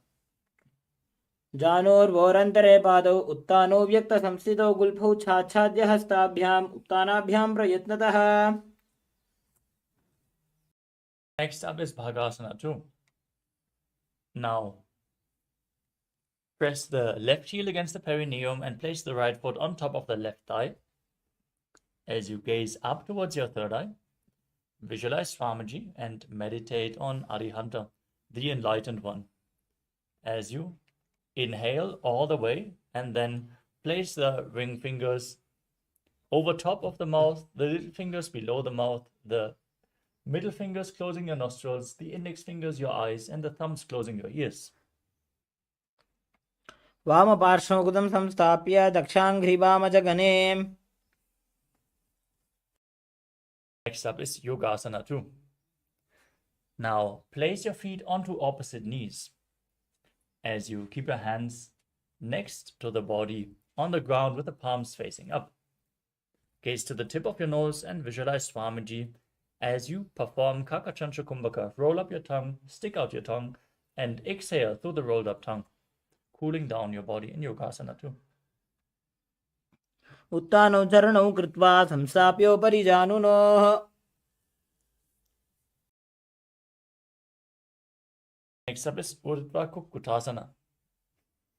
Now rotate your hands at the side of your body, place the palms down, and sit in Padmasana as you lift your entire body off the mat. Balance on your arms and visualize yourself as a rooster. वासिष्ठमथ कौण्डिन्यम् ऊर्ध्वकुक्कुटमेव च. The next asana is Siddha Haratali Asana. As you maintain Padmasana, the lotus posture, with your feet on top of opposite thighs, bring your hands in between the legs. Place both the hands flat on the mat with the fingers spread, but stay seated on the mat. Don't lift yourself up.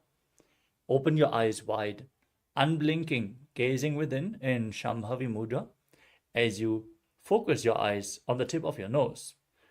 Visualize Swamiji in your inner space. Breathe in Kakachancha Kumbhaka and perform the Mula Bandha as you internally chant the Mahavakya Om Nithyananda Paramashivoham in Siddha Haratali Asana.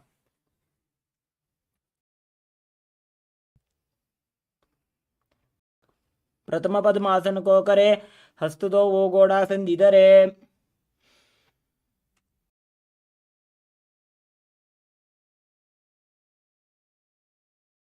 Now push your hands into the mat and lift your body up in Padmasana. As you perform Hamsasana, gazing to the tip of your nose and visualizing yourself as an elegant swan. कुक्कुटासने स्थित्वा स्कन्दपर्यन्तम् ऊरूनि नीत्वा. Next up is Karmukasana. From Padmasana, bring your hands in between the legs and push your hands behind your back as you place your forehead on the ground. Interlock your fingers behind, keeping them on the mat as you visualize yourself as Pinaka, Lord Shiva's bow. प्रथम पद्मासन को करे, घोड़ा संधि माही करि धरे.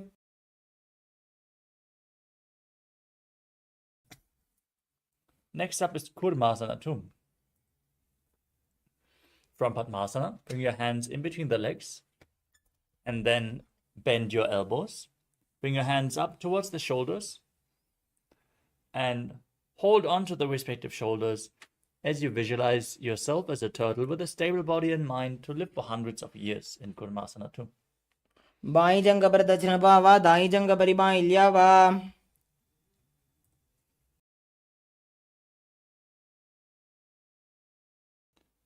From Kurmasana too, tuck your chin to the chest in Jalandhara Bandha, moving on to Granthi Bhedasana as you gaze to your nose and rejoice knowing you're sitting in Shiva's secret knot posture. पक्षे नीलकण्ठ ग्रन्थि भेदासनं शुभम्. Next up is Uttana Kurmasana. From Granthi Bhedasana, roll onto your back. Keep holding onto the shoulders as you gaze to the nose and embody a turtle laying on its back. Kukkutasana बन्धस्थं कराभ्यां धृतकन्धरम्. Now rise back up. Sit in Padmasana. As you place both hands in between the legs, one palm on the ground, holding its wrist with the opposite hand, and lifting your entire body up, balancing on one arm, as you visualize yourself as a rooster in Pangu Kukkutasana. Kukkutasana स्थित्वा एकेन हस्तेन अन्यस्य मणिबन्धं धृत्वा. Now place the other hand on the mat, hold its wrist, lift your body up, visualize yourself as a rooster. Repeat Pangu Kukkutasana on the other side. Kukkutasana स्थित्वा एकेन हस्तेन अन्यस्य मणिबन्धं धृत्वा. Next up is Gridrasana. As you sit in Padmasana, place your elbows on the toes. Interlock your fingers in Parashamudra and rest your chin on the fingers as you press your thumbs towards the throat.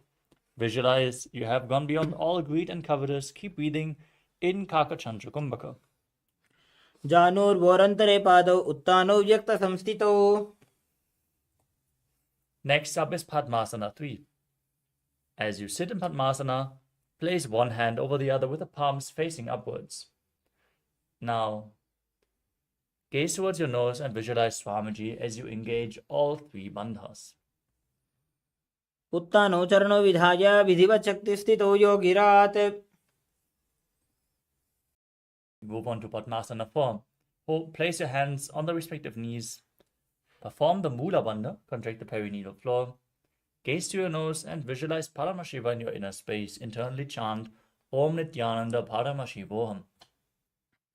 एतत् पद्मासनं कुर्यात् प्राणवायुप्रसिद्धये. Next up is Karmukasana 2.